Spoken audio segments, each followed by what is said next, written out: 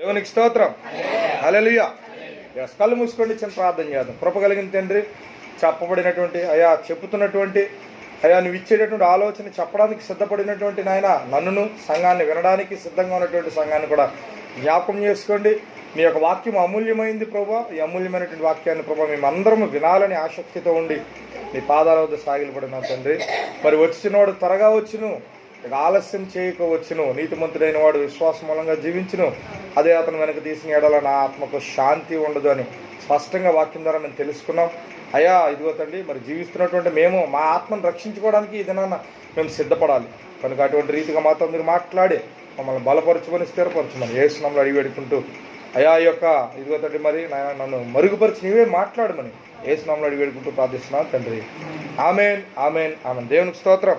హల్లెలూయా. ప్రియమైనటువంటి దేవుని బిడ్డలారా, మరి జ్ఞాపకం చేసుకోండి, ఈరోజు ఏం రక్షించుకోవాలి, మనము ఏం రక్షించుకోవాలి? ఆ చివరి వచనం చదవండి. చివరి వచనం 39. అయితే మనము నశించుటకు వెనుక తీయవారము కాము కానీ ఆత్మను రక్షించుకొనుటకు విశ్వాసం కలిగిన వారమై ఉన్నాము. రక్షించుకొనుటకు అని 3 ఉందా? కింద ఏంటో సంపాదించుకున్నట్టుకు. ఈ రోజున మన ఆత్మను మనం ఏం చేసుకోవాలి? సంపాదించుకోవాలి. ఆత్మను సంపాదించుకోవాలంట మనం. అర్థమైందా?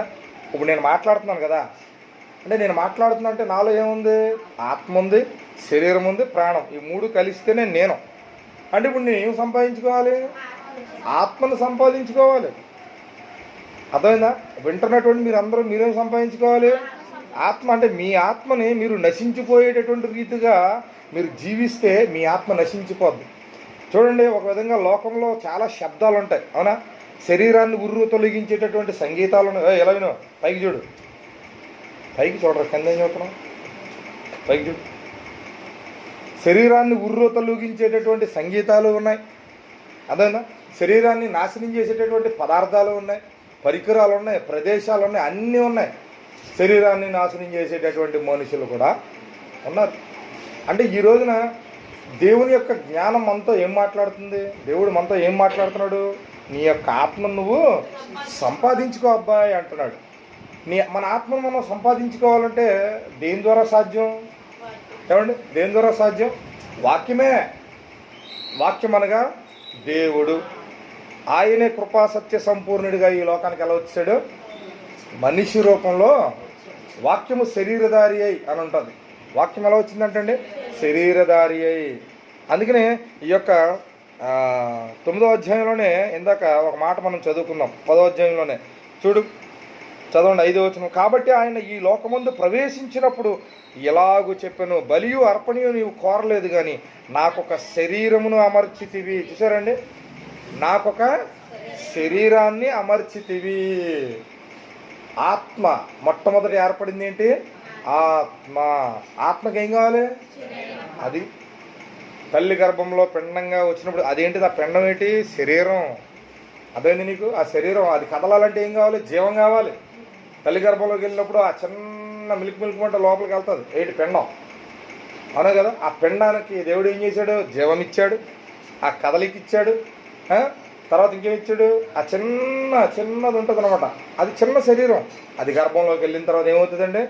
అలా అలా అలా అలా పెరిగి పెరిగి పెరిగి పెరిగి 9 నెలల వరకు ఒక మనిషి తల్లి గర్భంలో ఎలా ఉంటాడు? ఎస్, అన్నీ అందులోనే. పైన ఉన్నటువంటి ఈ మనిషిలో లోపల ఉన్నటువంటి ఒక మనిషిని దేవుడు ఏం చేస్తున్నాడు? తయారు చేస్తున్నాడు.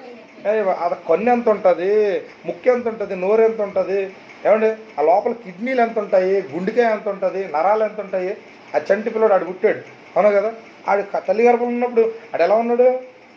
మరి ఇంత సున్నితమైనటువంటి ప్రతి అవయవాన్ని కూడా తల్లి గర్భంలో దేవుడు ఎలా తయారు చేస్తున్నాడండి ఆ మనిషిని, అవునా కదా? శరీరమునిచ్చాను ఉందా లేదా? ఇందులో ఎలా ఇస్తున్నాడు దేవుడు? ఆయన చేతులతో ఆయనే తయారు చేస్తున్నాడు. బయటకు వచ్చిన తర్వాత మన ఇష్టం వచ్చినటువంటి యాసలు వేస్తున్నాం, తెంగరాసాలు అన్నీ వేస్తున్నాం.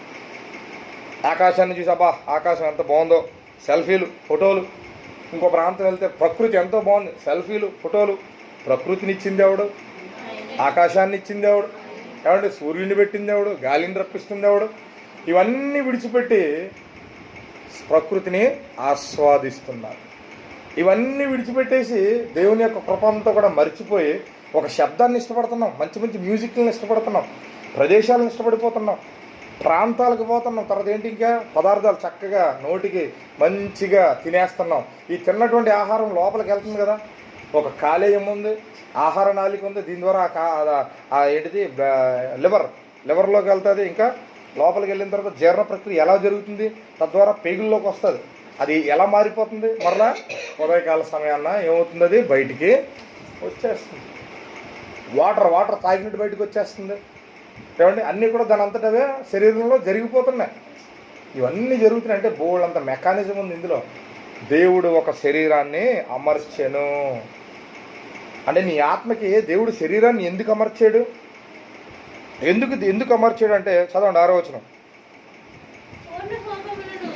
పాప పరిహారార్థ బలులను నీకు ఇష్టమైనవి కావు, అప్పుడు నేను గ్రంథపు చుట్టబడిలో నన్ను గురించి వ్రాయబడిన ప్రకారము దేవా నీ చిత్తము నెరవేర్చుటకు ఇదిగో నేను వచ్చి. చూసారా అండి, శరీరం దేవునికి ఇచ్చాడు. ఎందుకు ఇచ్చాడు దేవుడు? ఆయన చిత్తాన్ని నెరవేర్చడం కోసము శరీరాన్ని ఇచ్చాడు. దేవుని చిత్తము. కానీ మనకు తెలియక మనం ఏం చేస్తున్నాం చెప్పండి. పుట్టిన వెంటనే ఆడు చంటి పెట్టున్నాడు, నీ కొడుకున్నాడు, పుట్టాడు, అవునా? ఇప్పుడు నువ్వేం చేయాలి? తెలుసుకుని దేవుని చిత్తాన్ని నువ్వు తెలియజేయాలా, లేకపోతే నీ చిత్తాన్ని, లేకపోతే మీ ఆయన చిత్తాన్ని తెలియజేయాలా, లోక చిత్తాన్ని తెలియజేయాలా? చెప్పండి. నీ చిత్తం ఎలా ఉంటుంది? అబ్బా నా కొడుకు బాగా ఎదిగితే పెద్ద అయిన తర్వాత నేను ముసలిదాన్ని అయిపోతే నాకు బాగా నా కొడుకు చక్కగా నన్ను పెంచాలి, చూసుకోవాలి, నాకు ఏ లోటు రాకుండా చూసుకోవాలని నువ్వు అనుకుంటావు. మీ ఆయన అనుకుంటాడు, నేను ఎలాగో చదువుకోలేదు, ఈయన బాగా చదివించేసేసి మంచి ఉద్యోగం వచ్చేస్తే చక్కగా నాకు మంచి నెల అవునా కదా, ఒక మంచి బిల్డింగ్ ఎడతాడు, నన్ను అందులో పెడతాడు అని చెప్పేసి అతను అనుకుంటాడు. బాగా డబ్బు సంపాదిస్తాడు, మంచి పేరు చేస్తాడు అని అతను అనుకుంటాడు. అతను కొంచెం సంపాదించారు, అబ్బాయి నేను నీకు సంపాదించాను, ఇక నీకు ఇస్తున్నాను రా అని అంటాడు. అంతవరకే నువ్వు మీ ఆయన కలిపి నీ కొడుకు నువ్వు ఇచ్చేది అంతే. అంతకుమించి మీరు ఏమీ చేయలేరు. అంటే ఈ లోకాన్ని మీరు ఏం చేస్తున్నారు? అతనికి ఇస్తున్నారే తప్ప ఇక అతనికి మీరు ఇంకేమీ కూడా ఇవ్వలేనటువంటి పరిస్థితి. కానీ యేసు ప్రభువారు అయితే అలా కాదు. ఈ లోకానికి ఏం చేశాడండి? ఆయన నిత్య జీవాన్ని ఇచ్చాడు. ఆయన దేవునికి స్తోత్రం, హల్లెలూయా. ఈ లోకానికి ఆయన ఏం ఇచ్చారండి?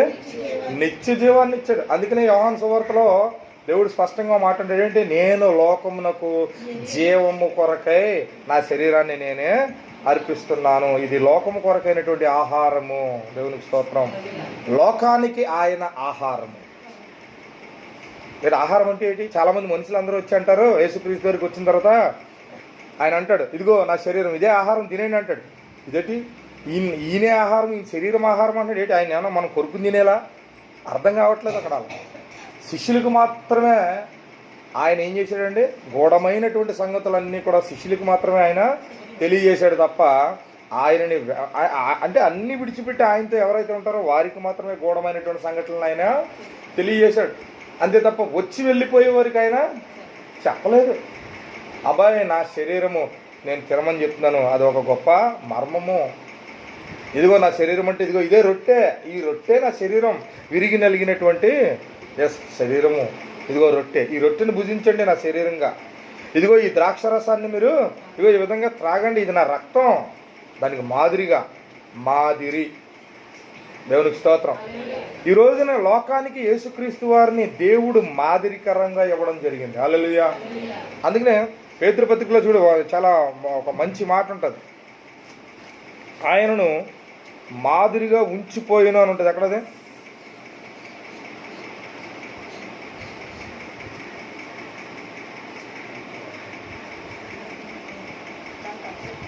చెప్పండి, ఎక్కడది? ఆయన ఈ లోకానికి మాదిరిగా ఉంచిపోయినని ఉంటుంది చూడండి. 1వ పేతురు 2వ అధ్యాయము 21.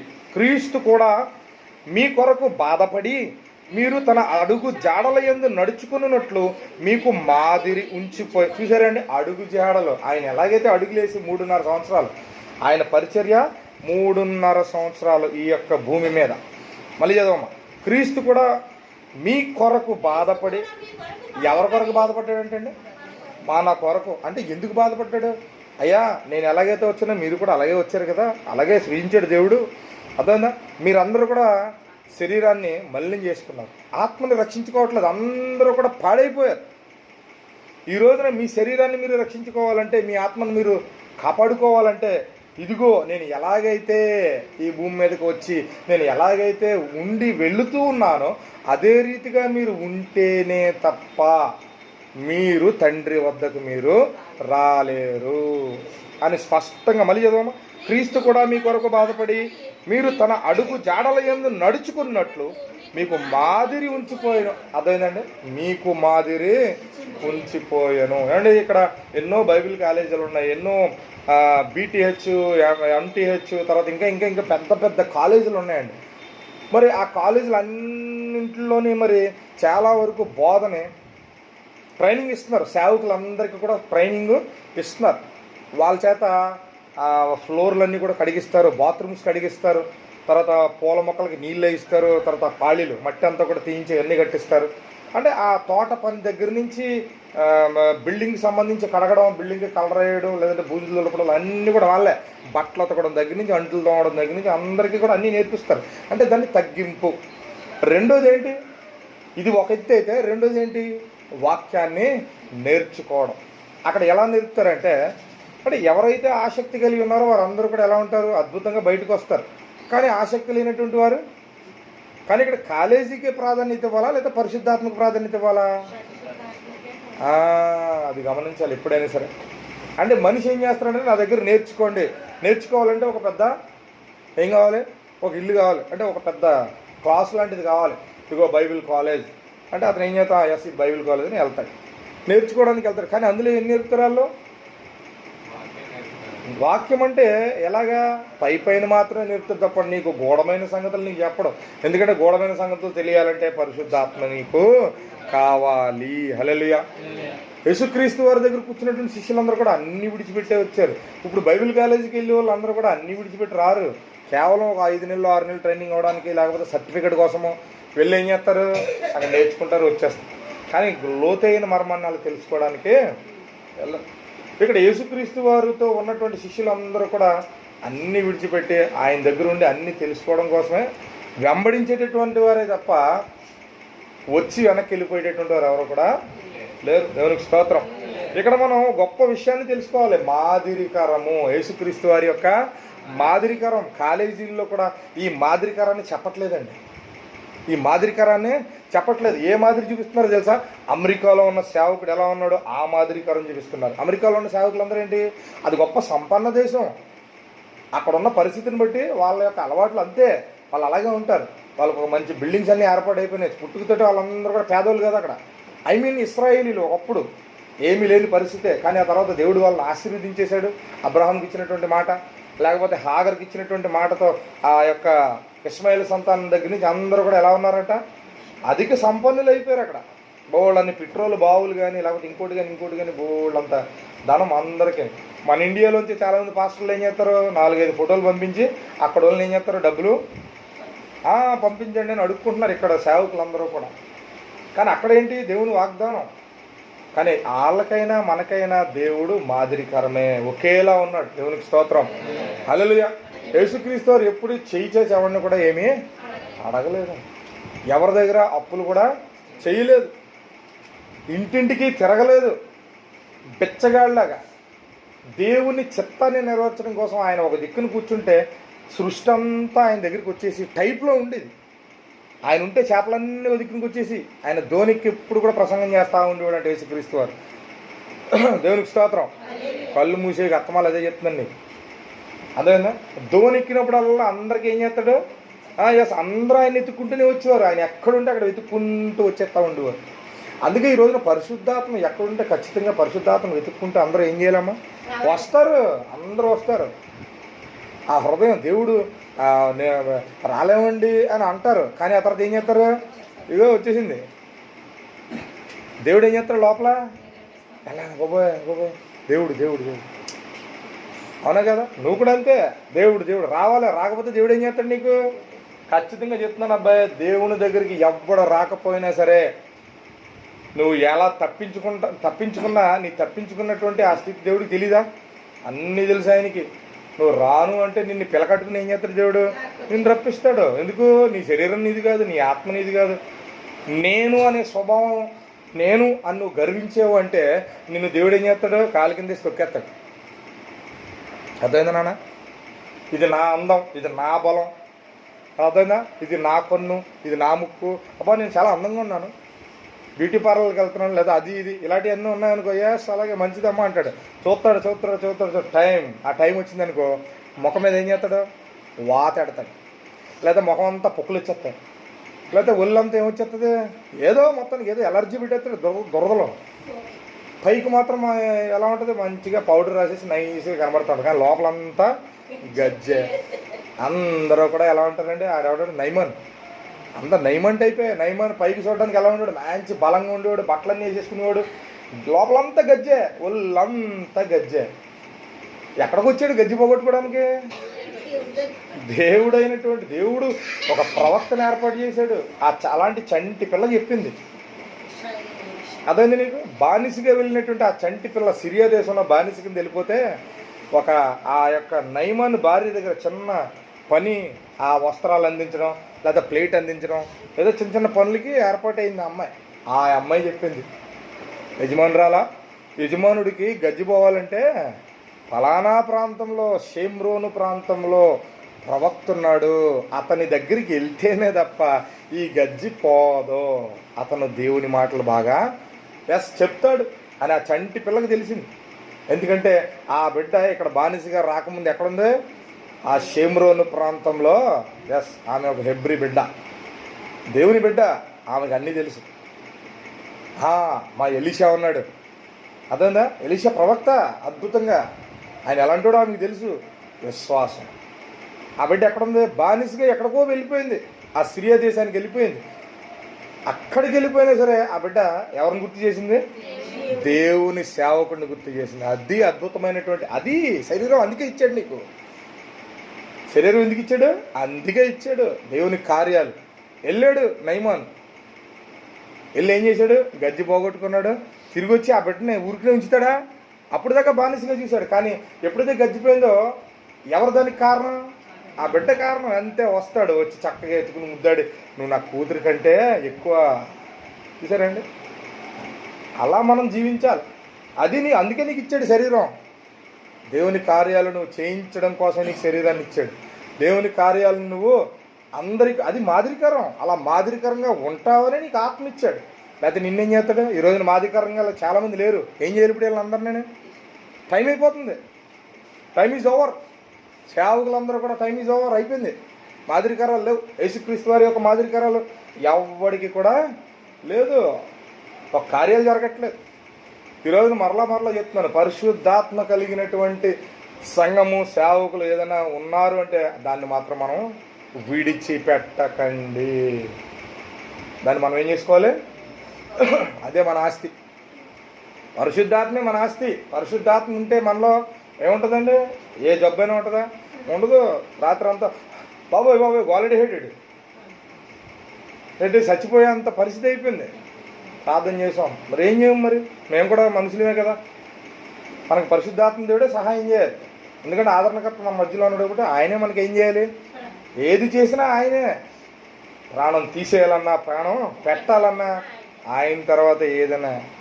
అందుకే సంఘాల్లో ఏముండాలండి? ఆదరణకర్త ఉండాలి. ఆయనే అన్నీ. ముట్టికేసేయాలన్నా ఆయనే, బుజ్జగించాలన్నా ఆయనే, కాలుతో తన్నేయాలన్నా ఆయనే. అదేంది నీకు? నీ ఒంట్లోంచి రక్తం రావాలన్నా సరే, లేదంటే ఆ గాయం చేసిన తర్వాత మళ్ళీ కుట్టేసి మందు రాసేసి మళ్ళీ మామూలు చేసేస్తాడు అన్నీ. అందుకనే చాలా జాగ్రత్తగా ఉండాలి. మనము మన ఆత్మను రక్షించుకోవాలి అంటే ఇదన్నా దేవుని వాక్యం నీలో లేకపోతే నీ ఆత్మ రక్షింపబడదు. హల్లెలూయా. అర్థమైంది నీకు? అనుదినం ప్రతి క్షణము నీది కాదు. ఏ క్షణం ఏమవుతుందో ఎవ్వడికి తెలియట్లేదు. అందుకనే మాట చూడండి, మళ్ళీ చదవండి. క్రీస్తు కూడా మీ కొరకు, అసలు ఎందుకొరకు బాధపడ్డాడండి ఆయన? అసలు ఎందుకోసం బాధపడ్డాడు? కాబట్టి మన మన మన బుద్ధి సరైన బుద్ధి కాదు కాబట్టి ఆయన బాధపడ్డాడు. మన బుద్ధి ఎలాంటి బుద్ధి అండి? కుక్క బుద్ధి. ఏ బుద్ధి మంది? కుక్కనే పర్లేదు, బిస్కెట్ తాకు పెడుతుంది, తినుకుంటే అలా పక్కన పడేడుతుంది. యజమానుడు వచ్చేటట్టు నాకేస్తూ ఉంటుంది, లేదంటే రాత్రి మట్లు ఏం చేస్తుంది, చక్కగా కాపలాగేస్తూ ఉంటుంది. కానీ దానికున్న బుద్ధి కూడా మనుషులకి లేకుండా పోతుంది. నిజం. యేసుక్రీస్తు వారిని సిలువేయడానికి తీసుకెళ్ళినప్పుడు శిష్యులందరూ పరారు. ఒక్కలేనా ఉన్నారా? లేదు. ఎందుకు? అతని ఆత్మతో అతను ఉన్నాడు. పేతురు తన ఆత్మతోటే ఉన్నాడు. అంటే ఇక్కడ ఎవరి యొక్క ప్రభావం తనలోకి రాలేదు, యేసుక్రీస్తు వారి యొక్క ప్రభావము రాలేదు. ఆయనలో అన్నీ నేర్చేసుకున్నాడు, అన్నీ వినేశాడు. ఎదురుగుండా ఒక మనిషి చనిపోవడం కూడా, చనిపోయి తిరిగి లేవడం కూడా చూశాడు. కాళ్ళు లేనోడికి కాళ్ళు ఇవ్వడం, కళ్ళు లేనోడికి కళ్ళు ఇవ్వడం అన్నీ చూశాడు పేతురు. కానీ చివరికి వచ్చేసరికి ఏమైపోయిందండి? దొంగలాగా బొంకేశాడు. ఎవరున్నారు? ఆయన కూడా 3.5 సంవత్సరాలు సేవ చేసి ఆయన ఒక మందిరము కట్టలేదు, ఒక గొప్ప సంఘం స్థాపించడానికే వచ్చాడు. కానీ మనుషుల యొక్క మనసులన్నీ కూడా ఏమైపోయినాయి? అంతే కఠినమైపోయినాయి. ఆఖరికి 11 మంది శిష్యులు కూడా ఏమైపోయారమ్మా లాస్ట్కి? ఆయనకి ఏమీ లేకుండా అయిపోయింది. అంటే దాని అర్థం ఎందుకు ఇంత అలా అయిపోయింది, ఎందుకు ఆయన అంతలా నాశనం అయిపోయాడు అంటే నీకు నిత్యజీవం ఇవ్వడానికే. హల్లెలూయా! మనకి నిత్యజీవం ఇవ్వడం కోసమే ఆయన ఏమైపోయాడండి? బలైపోయాడు. అందుకనే నీ క్రీస్తు మీ కొరకు బాధపడి, ఆయన కోసం అయితే ఆయనకి ఎందుకే బాధ నాకు అర్థం కాదు. గొప్ప సింహాసనం, ఆయన కిరీటం ఏంటి, సింహాసనం ఏంటి, అదండి నీకు దోతలేంటి పక్కన ఏంటి అసలు? ఆయన అసలు వైభోగాన్ని మనం ఎప్పుడు కూడా చూడలేం. ఈ రోజున ఒక గ్రామానికి ఒక ప్రెసిడెంట్ వైభోగం, అబ్బో పెద్ద బుల్లెట్ వేసుకెళ్తాడు, 5 ఏళ్ళకి 5 ఉంగరాలు, మెడలో 4 చైన్లు. ఇంకా అమ్మ మా ప్రెసిడెంట్ గారండి బాబు ఆయన అలాగండి ఇలాగండి 100 కబుర్లు చెప్తాం మనం. అవునా కదా? ఆత్మ దేవుని దగ్గరికి వెళ్తుందా లేదా అది కావాలా వద్దా? అవునా అండి? నీ ఆత్మ దేవుని దగ్గరికి వెళ్తుందా లేదా అది కావాలి. నువ్వు ఒక మనిషి కోసం గొప్ప చెప్పవచ్చు, కానీ ఇక్కడ దేవుడు గొప్ప అవ్వాలి తప్ప మనిషి అవ్వడం కూడా గొప్ప అవడానికి వీలు లేదు. అంత గొప్ప ఆత్మని నీ గర్భంలోకి ఒక చిన్న శరీరాన్ని ఇచ్చి అన్నీ పంపితే బయటకు వచ్చిన తర్వాత నేను రెడ్డి, నేను అది, నేను సోదరుని, నేను ఇది అని చెప్పేసి నేను ఒక గొప్ప అధికారిని, నేను IPS, నేను IAS, నేను ఒక మినిస్టర్, నేను ఒక రాష్ట్రపతి. ఈరోజు అన్నీ అలాగే జరుగుతున్నాయి. అవునా కదా? మనిషి మనసును బట్టే ఈ ప్రపంచం నడుస్తుంది. మనిషి మనసును బట్టే. ఆ మనసు ఏది? లోకానుసారమైన మనసు. అది దెయ్యపు జ్ఞానం, దెయ్యపు ఆలోచన, దెయ్యపు మనస్సు అది. కానీ దేవుని ఆలోచన చొప్పున మనం కానీ నడిస్తే ఎంత అద్భుతంగా ఉంటుందో తెలుసా అండి?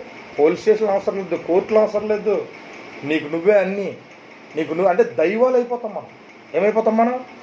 దైవంగా ఉంటాం. ఇంకా కొత్త కనిపెట్టవలసిన పని లేదు. ఈ రోజున మనిషి జ్ఞానం ఎక్కువైపోయి కొత్త కనిపెట్టి మనిషి శరీరం నాశనం అయిపోతుంది, ఆత్మ కూడా నాశనం అయిపోతుంది. సమయం తినేస్తున్నది.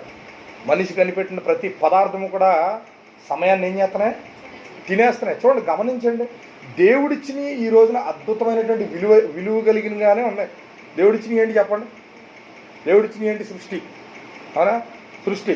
ఇప్పుడు ఆకాశం ఉంది, ఆకాశంలో నక్షత్రాలు కానీ గ్రహాలు కానీ అన్నీ కూడా దాదాపు అందనంత ప్రాంతం మనం అంచనా కూడా వేయలేం, దాదాపుగా అంటాం అంతే.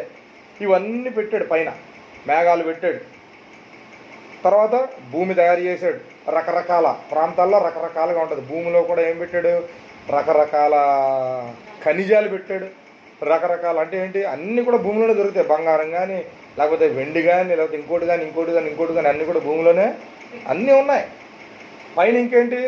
చక్కని గడ్డి, చిన్న గడ్డి దగ్గర నుంచి పెద్ద పెద్ద వృక్షాల వరకు కూడా పెట్టాడు. మళ్ళీ ఆకాశంలో సంచరించడానికి పక్షులు. అవునా? తర్వాత ఈ జంతువులు, నీళ్ళలో నీరుని సృష్టించాడు. నీటిలో మళ్ళీ ఏంటి? జలచర రాశులు. భూమి మీద కూడా తిరగడానికి ఏంటి? 4 పాదాల జంతువులు కూడా దేవుడు ఏం చేసి అన్నీ సృష్టించాడు. అన్నీ సృష్టించి లాస్ట్లో ఎవరిని సృష్టించాడు? మనిషిని సృష్టించాడు. చూసా, నా బిడ్డలకి ఏమీ లోటు రాకుండా అన్నీ కూడా సృష్టించి లాస్ట్లో మనిషిని సృష్టించి మనిషిని అబ్బాయి మీరు ఈ యొక్క భూమి అంతా కూడా నిండించండి అని దేవుడు మాట ఇచ్చాడు, వాగ్దానం చేశాడు. ఓకే, బాగుంది, మనుషులందరూ నిండించేస్తున్నారు. దేవుడిచ్చినటువంటి ఏదైనా సరే మనకు ఉపయోగకరంగానే ఉంది. అవునా కదా? ఇప్పుడు మనం తయారు చేసింది మనకు ఉపయోగకరంగా ఉంది, కరెక్టే. కానీ అది ఎక్కడికి తీసుకెళ్తుంది? మరణం వరకు తీసుకుపోతుంది, దేవునికి దూరంగా చేస్తుంది. భూమి తన చుట్టూ తాను తిరుగుతూ సూర్యుని చుట్టూ తిరుగుతుంది. అసలు ఎలా తిరుగుతుంది భూమి చెప్పండి కరెక్ట్గా? భూమి తన చుట్టూ తను తిరగాలంటే ఎవరొకరు తిప్పాలి కదా. తిప్పాలవుతే ఎవరైనా ఎవరొకరు తిప్పాలి. ఎలా తిరుగుతుంది? Magnetic power. అదే దేవుని యొక్క శక్తి. ఆల్ మైటీ గాడ్ ఆయన. ఆయన ఏంటి? ఆల్ మైటీ గాడ్ అంటే సర్వశక్తిమంతుడు. అన్ని సర్వము ఆయనలోనే ఉంది. అనుకుంటే చాలు అన్నీ సిద్ధపడతాయి. దేవునికి స్తోత్రం. అందుకే అబ్రహాం అంటాడు, ఏమని? అబ్రహాం, నేను సర్వశక్తిమంతుడను అంటాడు. నిజంగా నాకు కూడా బాధ వేసుకొచ్చేస్తూ ఉంటుంది. నేను కూడా ఆయన ఇసుకించేస్తున్నాను. అంటే ఏంటి? మనలో ఏముంది? అపనమ్మకం. మనలో ఏముంది? అపనమ్మకం ఉంది. అవుతుందా అవదా, అవుతుందా అవుతుందా, అవుతుందా అవదా. చూసారండి, ఈ అపనమ్మకం వల్లే మనుషుల కోసం దేవుడు ఎంతో బాధపడిపోతాడండి. శిష్యులందరి కోసం దేవుడు అలాగే, యేసుక్రీస్తు అలాగే బాధపడేవాడు. ఆయన ప్రేమను కానీ ఆయన ఆలోచనలు కానీ ఎవరు కూడా తెలుసుకోలేని పరిస్థితి. దేవుడు సృజించిన ప్రతి వస్తువు కూడా ఈ రోజున ఏమైపోయింది చెప్పండి? టేకు అనేటువంటి ఒక చెక్కకు సంబంధించి ఒక చెట్టు ఉందా? అది ఎవరో మనిషి ఏమన్నా దాన్ని ఏమో సృష్టించాడా? దేవుడే కదా. దాన్ని వాడుకుంటూ మనిషి ఎంత ఆనందిస్తున్నాడు. టేకు మంచాలు, టేకు చైర్లు, లేకపోతే ద్వారబంధాలు, కిటికీలు అన్నీ కూడా ఇంటికి ఏం చేస్తాం? అది ఉపయోగపడుతుంది. అన్ని ఔషధాలు కూడా మనిషికి ఉపయోగపడుతున్నాయి. అవునా కదా? అంతెందుకు ఎగ్జాంపుల్, ఈ భూమి చూడండి, గజం చొప్పున అమ్మేసుకుంటున్నాడు. అవునా కదా? అంటే భూమి కూడా మనిషికి ఉపయోగకరంగా ఉంది. కోట్లు కోట్లు వచ్చేస్తున్నాయి భూమిని అమ్మేసుకుంటున్నాడు. అంటే దేవుడిచ్చిన అన్ని విలువగానే ఉన్నాయి. బంగారం మనిషి సృష్టించలేదు, అది కూడా దేవుడిచ్చిందే. వెండి దేవుడిచ్చిందే.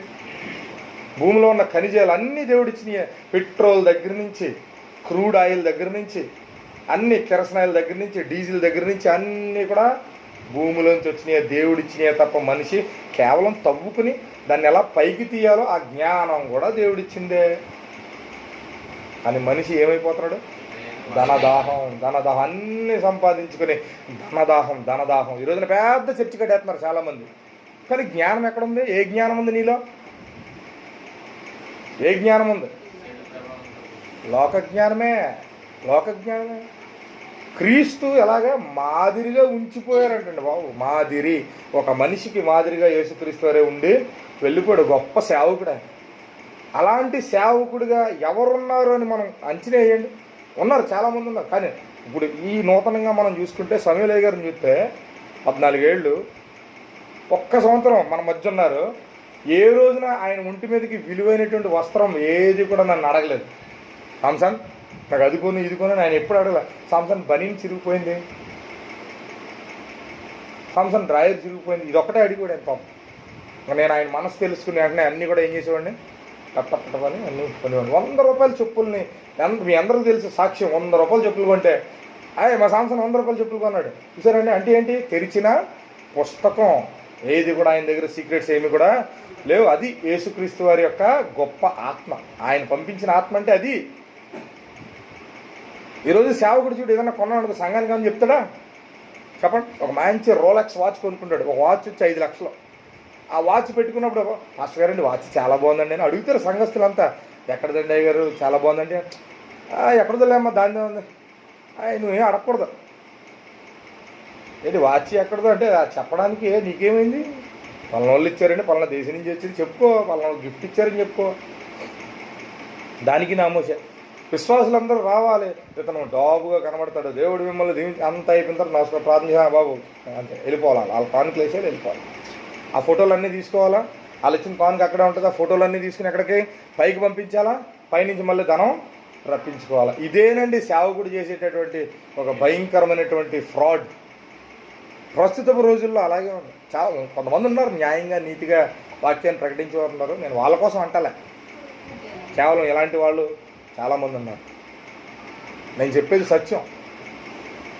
అర్థమైందా మీకు? ఈ రోజున సేవకుడు ఎలా ఉండాలమ్మా? తెరిచిన పుస్తకంలాగే ఉండాలి. ఆ పేజీ సంఘం అంతటికి తెలియాల్సిందే. సమూయేలు జీవితం ఎలా ఉందండి అయింది అయ్యగారిది? వండర్ఫుల్. ఎవడ అసలు ఇంత మచ్చ అనేటువంటిది అసలు సమస్య లేదు. ఎరా మచ్చని చూసావు ఎప్పుడైనా? నువ్వు చూసేవారు, నువ్వు మీ ముగ్గురు ఉన్నారు కదా. దేవునికి స్తోత్రం. అది ఒరిజినాలిటీ.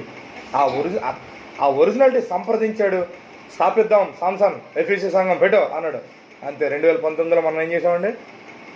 స్థాపించడం జరిగింది. 2019 డిసెంబర్ 25వ తారీఖు. క్రిస్టమస్లు లేవు, న్యూ ఇయర్ లేవు, సమాధుల పండుగలు ఏమీ లేవు. ఇదిగో సంఘ స్థాపన. చూసారండి? ఆయన ఒకటే గురి, సంఘ స్థాపన. అంతే. అది ఒక్కడే చెప్పాడు, అదే పండగ మనకి. సంఘాన్ని స్థాపించడమే పండగ, రొట్టె ద్రాక్షరసం ఇచ్చే దినమే పండగ. అదొక్కటే అనేవాడు. అదే ఘనంగా మనం చేసుకునే లోన ఆదివారం భోజనాలు ఉండేది. రొట్టె ద్రాక్షరసపు కార్యక్రమంలో నెలకు ఒకసారి మనకి భోజనాల కార్యక్రమం, అదే ఇప్పుడు దాకా నడుస్తుంది. ఇవే మనకు పండగలు.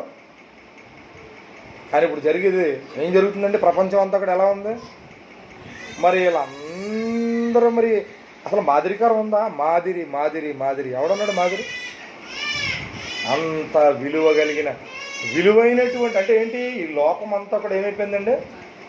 ఎస్, విలువ విలువ విలువ. ఏ విలువ కావాలి నీకు? దేవుని ఆత్మ లేనిదే నీకు ఏ విలువ వస్తుంది? నీకు దేవుడి దగ్గర నీకు విలువ కావాలి. లోకం దగ్గర నీకు విలువ ఉన్నంత మాత్రాన లోకం ఏమైపోతుందంటే ఈ లోకము దాని ఆశ గతించిపో కాలము ఆసన్నమైంది అంటున్నాడు. విలువ కావాలంటే నీకు ఎక్కడ వస్తుంది విలువ? దేవుని దగ్గర తప్ప నీకు ఇంకెక్కడ మరి విలువ? లోకాన్ని చూసి మనం ఏమైపోతున్నాం? టెంప్ట్ అయిపోతున్నాం. చదవండి క్రీస్తు 1 పేతురు 2వ అధ్యాయము 21. క్రీస్తు కూడా మీ కొరకు బాధపడి మీరు తన అడుగు జాడల యందు నడుచుకున్నట్లు మీకు మాదిరి ఉంచిపోయాను. ఆయన పాపం చేయలేదు, ఆయన నోటన ఏ కపటంలో కనబడలేదు, ఆయన దూషింపబడి బదులు దూషింపలేదు, ఆయన శ్రమ పెట్టబడి బెదిరింపక న్యాయముగా తీర్పు తీర్చు దేవునికి తనను తాను. చూసారండి, న్యాయంగా దేవుడు తీర్పు తీరుస్తాడు. ఆ న్యాయమైన తీర్పు కోసమే యేసుక్రీస్తు వారు ఏం చేశారంటే తన తాను అప్పగించుకున్నాడు. అది మాదిరి. ఈ రోజున మనమందరం కూడా అదే మాదిరిగా ఉండాలి. దేవుడు అన్యాయస్తుడు మాత్రం కాదు. ఆయన ఎప్పుడు కూడా న్యాయవంతుడే. ఎవరికైనా సరే ఆయన న్యాయమే చేస్తాడు తప్ప అన్యాయం చేయడం ఆయనకి అసాధ్యం. దేవుడు అన్యాయం చేయటం అసాధ్యం. యోగులో ఉంటుంది ఆ మాట. కనుక ఈరోజు దేవుడు మీతో మాట్లాడుతున్నాడు. మీరు ఏం రక్షించుకోవాలి? ఆత్మను రక్షించుకోండి. ఆత్మను రక్షించుకోకపోతే అంటే దాని అర్థం ఏంటి? నీ ఆత్మ ఎలా రక్షింపబడుతుంది? నువ్వు వాక్యం ద్వారానే నీ ఆత్మ రక్షింపబడుతుంది. పరిశుద్ధాత్మ నీలోకి రావాలి. పరిశుద్ధాత్మ ఆ ప్రేరణ నీలో ఉండాలి. ఆ స్పిరిట్ నువ్వు అనుభవించాలి. అందుకనే మా వాక్యం ఉంటుంది చూడు. అందుకనే అద్భుతమైనటువంటి వాక్యం ఏప్రిల్ రాసిన పత్రికలోనే ఇందాక మనం చదువుకున్నాం.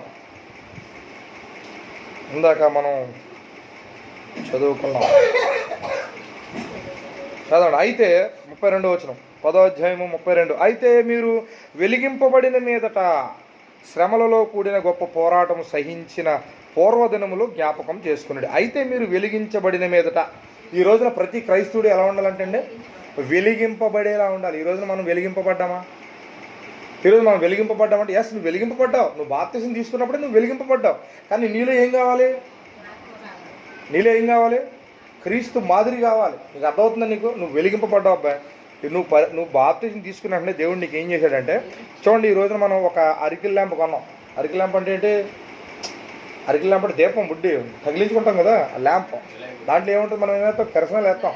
వేసి మంచి కొత్త ఒత్తి పెట్టి కిరసనాయిలు వేసి మనం ఏం చేస్తాం? చక్కగా దాన్ని వెలిగించినప్పుడు ఆ కింద ఉన్నటువంటి కిరసనాయిలు అంతా కూడా చక్కగా పైకి వెళ్ళి ఆ దీపం అలాగుంటే ఆ దీపంలో మన పనులు మనం చేసుకుంటాం. మా చిన్నప్పుడు ఇంకంతే కరెంట్ లేదు మా ఇంటికి. అదే అరికిల్ ల్యాంపులు ఉండి ఇలాగా మా ఇలా ఒక రూమ్ ఉండేది, ఆయనకొల రూము అదంతా దొడ్డి, ఈ ఎదరంతా ఓపెన్ అనమాట. ఈ ఓపెన్లో ఒక దీపం ఉండేది. ప్రతి గదిలోని దీపాలు ఉండి, అంటే 5-6 దీపాలు ఉండి. నేనే అన్నిటికీ కిరసనాలు వేసి ఏం చేసేవాడిని, ఒత్తులు కరెక్ట్గా ఉన్నాయో లేవో అన్నీ చూసుకుని అన్నీ కూడా సాయంత్రం 6 అయితే మా అమ్మ దీపం వెలిగించరండి, వెంటనే దీపాలు వెలిగిస్తాండి. ఇదే పని నాకు. కరెక్ట్గా దీపాలు వెలిగించి ఆ కిరసనాలు అంతా కూడా ఓకే. ఈ విధంగా ఉండేది రాత్రి అంతా. ఉదయం దగ్గర 4:30, 5:30 వరకు ఆ దీపాలన్నీ అలాగే వెలుగుతూ ఉండాలి. అది మన పని. అంటే దాని అర్థం ఏంటి? వెలిగింపబడి అంటే దాని అర్థం ఏంటి? ఈ రోజున అంటే ఆ కిరసనాయిలు ఏంటి, ఒత్తేటి?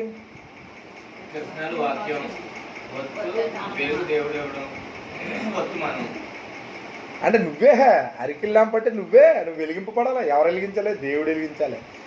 నీలో వాక్యం ఉంటే నువ్వు వెలిగింపబడతావు. హల్లెలూయా. నీ రక్తం గడ్డగట్టదు. నీ శరీరం ఏ అవయవం కూడా నీ నుంచి వేరు చేయడానికి ఉండదు. నీ రక్తం గడ్డగట్టదు. నీ అవయవాలన్నీ బాగుంటాయి. కిడ్నీలు పాడవు, లివర్ పోదు, ఊపిరితిత్తులు పోవు. అదే నీకు అన్నీ నీ స్కిన్ అంతా కూడా ఎలర్జీలు రావు. నీ ఎముకలు కూడా బలహీనం అవ్వవు, ఎరగవు. అదే నీకు నీ రక్తం కూడా గడ్డగట్టదు. నీ మైండ్ అంతా కూడా చాలా బాగుంటుంది. వాక్యం వాక్యం వినడంతో నీకేమవుతుంది? విశ్వాసం వస్తుంది. నువ్వంతా కూడా ఏమైపోతావు? చీకటిగా ఉన్న నీవు నీ జ్ఞానాన్ని, అంటే చీకటి జ్ఞానాన్ని తీసేసి దేవుడు ఏం చేస్తాడు? ఆయన జ్ఞానం ఇచ్చి నిన్ను ఏం చేస్తాడు? అమ్మ ఇది చేయకూడదు, అమ్మో ఇది చేయకూడదు, ఈ పదార్థాన్ని ఈ పదార్థం ముట్టుకోకూడదు, ఈ ప్రాంతానికి వెళ్ళకూడదు, ఈ యొక్క పరిస్థితి మనకు రాకూడదు అని ముందుగానే నువ్వేం చేస్తావు? సిద్ధపడిపోతావు. అది వెలిగించబడ్డం అంటే. హల్లెలూయా. వెలిగించబడ్డం అంటే ఏంటి? అదే. అన్నీ తెలిసినాయి నీకు, దేవునిలో బాగా ఉన్నావు, చక్కగా ఉన్నావు. యోధా తెలుసు కదా మీకు, ఇస్కరియోతు యోధా. అన్నీ విన్నాడు. కరెక్ట్గా 3.5 సంవత్సరాలు వేసి నువ్వు ఇలా సరిగ్గా కూర్చో నిద్రదాత నెత్తి మీద కూడా వెళ్ళింది. ఏనండి, లాస్ట్ వరకు యోధా ఇస్కరియోతు యేసుక్రీస్తు వారితోటే ఉన్నాడు, అవునా కదా? రొట్టె ద్రాక్షరసపు కార్యక్రమంలో కూడా పాలు పంచుకున్నాడు. కాళ్ళు కడిగించడం కూడా అదేంటిది? పాదధూళి ఆయన శుభ్రంగా నీళ్ళేసి కడిగి ఆ కార్యక్రమంలో కూడా ఉన్నాడు. అన్ని పాలు పంపులు పంచుకున్నాడండి. అన్నీ అయిపోయిన తర్వాత దేవుడికి అన్నీ తెలుసు కదా, మీలో ఒకడు నన్ను అప్పగించేస్తాడు. వెలిగింపబడ్డాడు. అన్నీ అయిపోయినాయి. అదేంది నీకు? అన్నీ వెలిగింపబడ్డాడు. అన్నీ వెలిగింపబడిన తర్వాత అన్ని రుచులు చూసేశాడు. ఆయన దగ్గర ఏమున్నాయి అన్నీ తెలిసిపోయి చివరికి ఏమైపోయింది? సాతానుగాడు ఎందుకు ప్రవేశించాడు? దేవుడే ఆ సాతానుగాడికి ఏం చేశాడు అంటే, ఈ కథ అంతా కూడా మనం అంటే తెలుసుకోవాలి. ఇదంతా కూడా అంటే ఆయన మరణం ఏ విధంగా వస్తుంది అనేటువంటి ఒక ప్రక్రియని దేవుడు ఏం చేశాడు? ఆ విధంగా ఆలోచించి ఒక యోధాని దాని కొరకు ఏర్పాటు చేసి, శిష్యుల్లో కూడా ఇలాంటి వారు ఉంటారు, రాబో దినాల్లో లోకానికి ఒక పాఠం నేర్పించగల కనుక యోధా లాంటి వారు కూడా నీ దగ్గర ఉంటారు. అప్పగించేసి వాళ్ళు చివరి వరకు అన్నీ వింటారు. కానీ చివరికి వచ్చేసరికి ఏం చేస్తారు? ధనం ధనం ధనం ధనం ధనం, నేత్రాస, శరీరాస, జీవ డంబం, ఇలాంటి వాళ్ళందరూ కూడా యోధాలాగే ఉంటారు. యోధా ఏం చేశాడండి? వెళ్ళాడు, ప్రధాన యాజకుల దగ్గరికి వెళ్ళాడు. వెళ్ళిపోయి వాళ్ళందరి దగ్గరికి వెళ్ళి డబ్బులు తీసుకున్నాడు. 30 వెండి నాణేలు తీసుకుని, యేసుక్రీస్తు ఎక్కడ ఉంటాడో నాకు తెలుసు. ఎందుకో తెలుసా? యోధా ఇస్కరియోతు మంచి జ్ఞాని, కాస్త కోస్తో కొంచెం చదువుకున్నటువంటి పరిస్థితి. అప్పట్లో జ్ఞానం బాగా లెక్కలు తెలుసు, ఏ ప్రదేశంలో వెళ్తే బాగుంటుందో ఏంటో అన్నీ తెలుసు మనోడికి. కానుకల సంచి అంతా కూడా ఎప్పుడు కూడా యోధా దగ్గరే ఉండేది. దేవుడు తన యొక్క మనసు తెలిసి ఈ కానుకల సంచి కూడా అతని దగ్గరే పెడతా ఉండేవాడు. ఆహారం కానీ ఏదైనా కొనాలంటే ఆయన ఇన్కమ్ ట్యాక్స్ మినిస్టర్ అనమాట. డబ్బులు తీసి గల్లాబెట్లోంచి డబ్బులు తీసి ఇస్తా ఉండేవాడు శిష్యులందరికీ, అబ్బాయి అయిపోనండి ఇవ్వనండి. అలాగే యోధాకి తెలుసు. నెక్స్ట్ ఇప్పుడు యేసుక్రీస్తు ఈ ప్రాంతంలో సువార్త చెప్పారనుకో, నెక్స్ట్ ఎక్కడికి వెళ్తాడో ముందుగానే తనకు తెలుసు. యేసుక్రీస్తు చెప్తా ఉండేవాడు అనమాట. ఆ ప్రాంతానికి వెళ్ళి నువ్వు ముందుగానే అన్ని సిద్ధం చేయి అని చెప్తా ఉండేవాడు. సో అలా ఆయనకి తెలుసు. రాత్రి అయితే యేసుక్రీస్తు వారు ఏ ప్రాంతానికి వెళ్ళి ప్రార్థన చేస్తాడు, ఎన్ని గంటల దాకా ఉంటాడు, మరలా ఎప్పుడు బయటకు వస్తారు, ఏ ప్రాంతానికి వెళ్తారు ఏంటి అన్ని మనస్సు ఎరిగినటువంటి వాడు యోధా. అన్నీ తెలుసు. అలాంటి వాళ్ళకి ఎవరు వచ్చారు? సాతానుగాడు ఎప్పుడైతే ప్రవేశించాడో ఆ సాతానుగాడు ఏం చేశాడు? కరెక్ట్గా ఆలోచన ఏంది?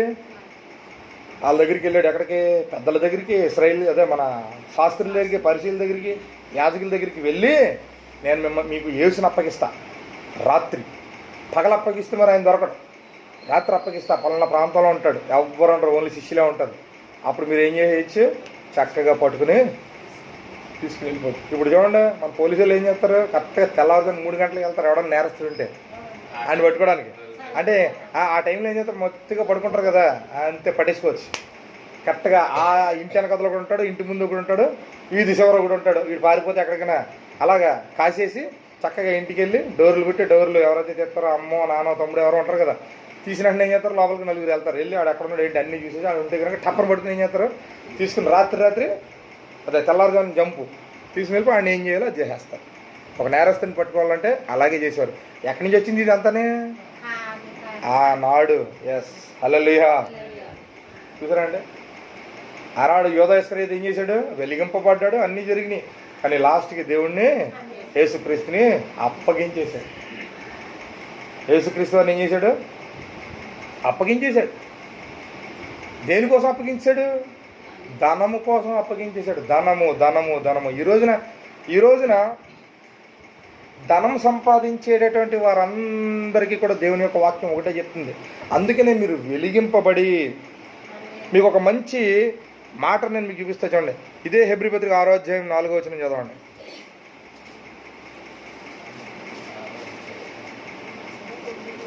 హెబ్రీ పత్రిక 6వ అధ్యాయం 4వ వచనం. ఒకసారి వెలిగింపబడి పరలోక సంబంధమైన వరమును రుచి చూచి పరిశుద్ధాత్మలో పాలివారై దేవుని దివ్యవాక్యమును రాబో యుగ సంబంధమైన శక్తుల ప్రభావమును అనుభవించిన తరువాత తప్పిపోయిన వారు మరలా సిలువ వేయచు బాహాటముగా ఆయనను అవమానపరచుచు ఉన్నారు కనుక మారు మనసు పొందినట్లు అట్టి వారిని మరలా నూతనపరచుట అసాధ్యం. దేవునికి స్తోత్రం. చూసారండి, ఒకసారి వీళ్ళందరూ వెలిగింపబడ్డారండి. సేవకులందరూ వెలిగింపబడ్డారు. అందరూ కూడా గొప్ప సేవ చేసేసారు. దేవుడు వారికి ఏం చేశాడంటే చిన్న మార్గం అనేటువంటిది దేవుడు ఇవ్వడం జరిగింది. చిన్న మార్గం అంటే ఏంటి? వాళ్ళకి కావాల్సినవి అన్నీ కూడా ఇవ్వడం జరిగింది. ఎప్పుడైతే అన్నీ దేవుడు ఇచ్చేసాడో వారిలో ఏమొచ్చిందండి? ఏమొచ్చింది? నిర్లక్ష్య స్వభావం వచ్చేసింది. నిర్లక్ష్య స్వభావం వచ్చేసింది. అన్నీ ఉన్నాయి కదా, కారు ఉంది, ఇల్లు ఉంది, సంఘం ఉంది, చర్చ్ ఉంది, అన్నీ ఉన్నాయి. ఇంకా ఏమొచ్చింది? గర్వం అనేటువంటిది ఏమొచ్చిందండి? వచ్చేసింది. ఇంకా సాతాను కూడా వచ్చేస్తాడు. అందుకనే యోధాని కరెక్ట్గా దేవుడు మనకు చూపించాడు. కనమవాళ్ళు ఎవరి దగ్గర కూడా మరి అలాంటి లక్షణాలు అయితే ఉన్నాయి. కానీ పరిశుద్ధాత్మ పొందుకోవడానికి ఎవరు అర్హులో దేవుడు వారిని మాత్రమే ఎన్నుకున్నాడు. ఆ 11 మందిలో మరి యోధా ఇస్కరియోతు తప్పిపోయాడు. ఈ రోజున ధనదాహంతో ఎవరైతే ఉన్నారో ఇంకా మాదిరి వాళ్ళలో లేదు. దేవుడు కూడా ఆలోచించాడు, సరే వీళ్ళకి నేను ఇన్ని నేర్పించాను కదా, ఇక నేను లేచి వచ్చిన తర్వాత ఒక మాట చెప్తాడు యేసుక్రీస్తు వారు. ఏమని? అయ్యా నేను వెళుతూ ఉన్నాను, మీ కొరకు నేను అన్నీ సిద్ధపరుస్తాను. నా తండ్రి దగ్గర అనేక స్థలాలు ఉన్నాయి, లేకపోతే ఖచ్చితంగా నేను చెప్తా. మీ కొరకు నేను వెళ్తున్నా, అన్నీ సిద్ధపరిచి నేను మరలా తిరిగి నేను వస్తా. నేను వచ్చేంత వరకు కూడా మీరు ఏం చేయమన్నాడు దేవుడు? సర్వలోకాలకు వెళ్ళి సర్వసృష్టికి సువార్తను ప్రకటించండి, అందరినీ నా శిష్యులు చేయండి అని 2000 సంవత్సరాల క్రితం దేవుడు మాటిచ్చాడు. నా శిష్యులు చేయండి. శిష్యులు అంటే ఎవరమ్మా? శిష్యులు అంటే ఎవరు? ఇంక అన్నీ విడిచిపెట్టి దేవుడి కొరకు మాత్రమే నిలబడినటువంటి వాడే శిష్యుడు. ఏమి విడిచిపెట్టలేనటువంటి వాడు శిష్యుడు కాదు. అది నాకు వర్తిస్తుంది. అదేనా? సేవకులందరికీ వర్తిస్తుంది. ఈ లోకంలో దేనిని ఆశపడకూడదు. నేను ఒక సేవకుడితో ఎలాగే మాట్లాడతా అంటాడు, అంటే నేను ఇల్లు కట్టుకోకూడదా, నేను మంచి పెద్ద చర్చి కట్టకూడదా, నేను కారులో తిరగకూడదా, నేను షూటు బూట్ వేసుకోకూడదా? ఏంటి మీరు ఎలా చెప్తున్నారేంటి? ఆనాడు యేసుక్రీస్తు వారు అంటే అంగీ వేశాడు, ఈరోజు అంగీలు లేవు కదా. ఈరోజు షర్ట్లు వచ్చినాయి, ప్యాంట్లు వచ్చినాయి, షూట్లు వచ్చినాయి, బూట్లు వచ్చినాయి, మరి అన్నీ వచ్చినాయి. మంచి ఇల్లు కట్టుకోవాలి కదా, దేవుడే కదా మనకు అన్నీ ఇస్తున్నాడు. ఏమన్నా బాగుంది. ఆనాడు ఆ స్థితి, ఈనాడు ఈ స్థితి. కానీ వాక్యం ఆనాడు ఏ వాక్యమో ఈనాడు అదే వాక్యం కదండి. వాక్యం అన్న మారిందా? అంతే కదా. వాక్యం మారలేదు, మనుషుల యొక్క మెంటాలిటీయే మారిపోయింది. హల్లెలూయా. ఆనాడు ఏదైతే చెప్పాడో వాక్యం, అదే వాక్యం ఇప్పుడు కూడా అదే వాక్యం. మనుషుల మెంటాలిటీయే మారిపోయింది తప్ప దేవుని వాక్యం ఏనాడు మారలేదు. అందుకే ఆయన మారనివాడు. ఆయన స్థిరపరిచిన సిద్ధాంతానికి కానీ, వాగ్దానానికి కానీ, శాసనాలకు కానీ ఆయన రద్దుపరిచేవాడు కాదు. ఆయన ఏదైతే మాట ఇచ్చాడో ఆ మాట మీద నిలబడతాడు. ఆయన మాట మీద నిలబడే గొప్ప దేవుడు ఆయన. నిజంగా మన హృదయ కాఠిన్యాన్ని బట్టి మనం ఏమైపోతున్నామండి? తప్పిపోతున్నాం తప్ప దేవుడు మాత్రం ఖచ్చితంగా ఆయన చేయడానికి సిద్ధంగానే ఉన్నాడు. కాకపోతే ఈ సమయంలో సేవలో దిగిపోతున్నాం, కరెక్టే, బాగానే ఉంది. అప్పులోడు వచ్చి మెదడిపోతాడేమో, ఏం చేయాలా భయం. అది నాకు వర్తిస్తుంది. చాలామంది అంటే చూడండి, సేవలో దిగేటప్పుడు కూడా చాలామంది ఆర్థికమైన స్థితిని అన్నీ కూడా మాట్లాడుకుని మనకి వీళ్ళు సాయం చేస్తారంటున్నారు, వీళ్ళు సాయం చేస్తున్నారు, ఓకే అని అలా ఆలోచన ద్వారా ఏం చేస్తున్నారు? కొంతమంది సేవలోకి దిగిపోయి ఒక 2 సెంట్లు సైడ్ కొనుక్కోవడం, చిన్న రేకుల షెడ్ వేసాడు, అక్కడ సేవ స్టార్ట్ అవుతుంటే మెల్లిగా అలా కూడుకుంటున్నారు అందరూ. అబ్బా దేవుడు నాకు ఇలా చేసాడు అంటే ఆధారం అనేటువంటిది ముందుగా చూసుకుని ఏం చేస్తున్నారండి? సేవలోకి దిగిపోతున్నారు. ఆధారం అనేటువంటిది దేవుడే కలగజేస్తాడు. మోషే 40 సంవత్సరాలు ఐగుప్తులో ఉన్నాడు, అన్నీ అనుభవించాడు. తర్వాత 40 సంవత్సరాలు అది విడిచిపెట్టి మిద్యాను స్త్రీని వివాహం చేసుకుని ఆమెతో 40 సంవత్సరాలు సంసారం చేసి ఒక 2 పిల్లలను కానీ అప్పటికి ఎంత వచ్చింది ఇతనికి? 80 సంవత్సరాలు వచ్చేసినాయి. ఆ తర్వాత దేవుడు అతన్ని పిలిస్తే ఏమిచ్చి పంపించాడు? ఆధారం ఏది? కేవలం ఒక కర్ర తప్ప ఇక ఏది ఆధారం అతనికి లేదు. యెహోవా ఆయన మాట, నేను ఉన్నవాడను అనువాడను. అర్థమైంది నీకు? నేను ఉన్నవాడను అనువాడను. ఇదిగో నీ ఎదురుగుండా కర్రను చూడు, అది తీసుకో అన్నాడు. అంతే. ఆ కర్ర ఆధారం తీసుకుని మోషే ఏం చేశాడు? నా నాలిక మాంద్యం కదా, నేను సరిగా మాట్లాడలేను, నత్తుడిని. మరేంటి పరిస్థితి అంటే, నువ్వు ఫరోకి నిన్ను దేవుడిని నేను చేస్తున్నా, నువ్వు ఏదైతే చెప్తావో అది ఎవరికి చెప్పన్నాడు? అహరోనుకి చెప్పన్నాడు. అహరోను అడుగో మీ అన్న, అతను నీకు ప్రవక్త. అగో మిరియాము నీకు సహకారి, మీ అక్క, వీళ్ళిద్దరినే నీకు సహకారుల కింద ఇచ్చావు. వెళ్ళు, నువ్వేం చెప్తావు అది అహరోను చెప్పు. అహరోను అక్కడ పలుకుతాడు. వెళ్ళండి మీరు అందరూ వెళ్ళి, నా బిడ్డలు ఉన్నారు అక్కడ, వాళ్ళందరినీ కూడా విడిపించి తీసుకురండి అని ఆనాడు ఒక చేతి కర్రనిచ్చి పంపించాడు. మోషే ఈ యొక్క 5 కాండాలని మోషే ఈ 5 కాండాలని ఇశ్రాయేలీయులకు ఇవ్వకపోతే వాళ్ళకి ధర్మశాస్త్రమే లేదు. మొట్టమొదట మోషేకి ఏమి ఇచ్చాడు దేవుడు? కర్ర ఇచ్చాడు. అంతే. కర్రకి పంపించాడు. అని ఆస్తి ఇచ్చాడా? అందుకే మోషే నా ఇల్లు అంతట్లోనే నమ్మకం వెలిగింపబడ్డాడు. అది అలాంటి వాళ్ళని మాత్రమే దేవుడు ఏం చేస్తాడండి? అలాంటి వాడే నిజమైన సేవకుడు తప్ప ఈ రోజున గొప్పగా సేవ చేస్తున్న అందరూ కూడా ఎవరో కూడా సేవకులు. నేనైతే అలాగే అంటానండి, యేసుక్రీస్తు వారి మాదిరికరంగా ఎవరైతే ఉంటారో వాళ్ళే నిజమైన సేవకులు తప్ప అందరూ కూడా సేవకులు కానే కాదు కాదు కాదు. ఈ లోకమునైనను లోకంలో ఉన్నవాటినైనను నువ్వు ప్రేమించిన ఎడల తండ్రి ప్రేమ నువ్వు దక్కించుకోలేవు. ఈ లోకంలో ఉన్నవి అంటే ఏంటి? నేత్రాస, శరీరాస, జీవపడము, ఇవన్నీ కూడా తండ్రి ఇచ్చినవి కాదు. అవన్నీ కూడా ఈ లోక తండ్రి ఇచ్చినవి. ఈ లోక తండ్రి ఎవడు? సాతానుగాడు. 1 యోహాను 2:15 అంతా ఉంటుంది. కనుక నా చిత్తమును నెరవేర్చేవాడు నిరంతరము నిలుచును. తండ్రి చిత్తాన్ని ఎవడైతే నిర్వర్తిస్తూ ఉంటాడో వాడు నిరంతరము నిలుస్తాడు. వాడే నిజమైనటువంటి సేవకుడు. అదే నిజమైనటువంటి సంఘం సేవ.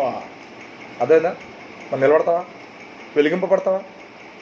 చెప్పు. ఆత్మను రక్షించుకుంటావా నువ్వు కూడా? మరి మీ బాప్తిసాలు తీసుకోలేదు కదా. మరి మీ శరీరాలు మీ ఆత్మలో ఇప్పుడు రక్షింపబడాలా వద్దా? మరి మిమ్మల్ని మీరు రక్షించుకోవాలంటే ఎవరు కావాలి? మీకు ఏసై కావాలి. ఎస్. రక్షణ ఎక్కడ దొరుకుతుంది? వర్షం వచ్చేస్తుంది, మనం ఇల్లు కట్టుకున్నాం, ఓకే, దీంట్లో మనకి తగ్గడానికి ఏమీ లేదు, బాగున్నాం, చక్కగా ఉన్నాం, కరెక్టే. మరి రేపు పొద్దున్న ప్రళయం వచ్చేస్తుంది. రేపు పొద్దున ఏమొచ్చేస్తుంది? ప్రళయం వచ్చేస్తుంది. ఇంట్లో దాక్కున్న దేవుడు విడిచిపెట్టాడు, బయటికి లాగి మరి ఏం చేస్తాడు? మనం చెప్పుకున్న వాక్యం, బంగారాలన్నీ ఎక్కడ పడతారట? వీధుల్లో పడతారట. వెండి ఎక్కడ పడతారట? వీధుల్లో. నీ వెండి నిన్ను రక్షించదు, నీ బంగారం నిన్ను రక్షించదు, మీ ఆయన నిన్ను రక్షించలేడు, మీ ఆవిడ నిన్ను రక్షించలేదు, నీ పిల్లల్ని నిన్ను రక్షించలేదు. ఎవరు రక్షించలేరు. ఎవరు రక్షించారు? రక్షకుడైన ప్రభువైన యేసుక్రీస్తు వారు. ఆయన ఒక్కడే రక్షించగలడు.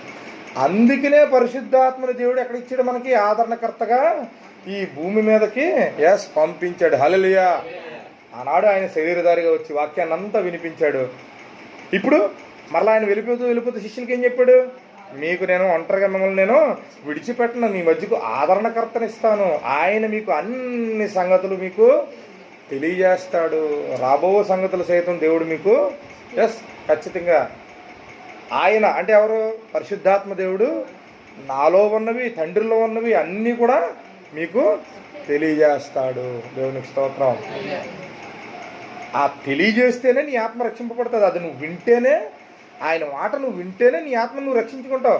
లేకపోతే నీ ఆత్మను నువ్వు రక్షించుకోలేవు. నువ్వు వెలుగు అనేటువంటిది నీలో ఉండదు.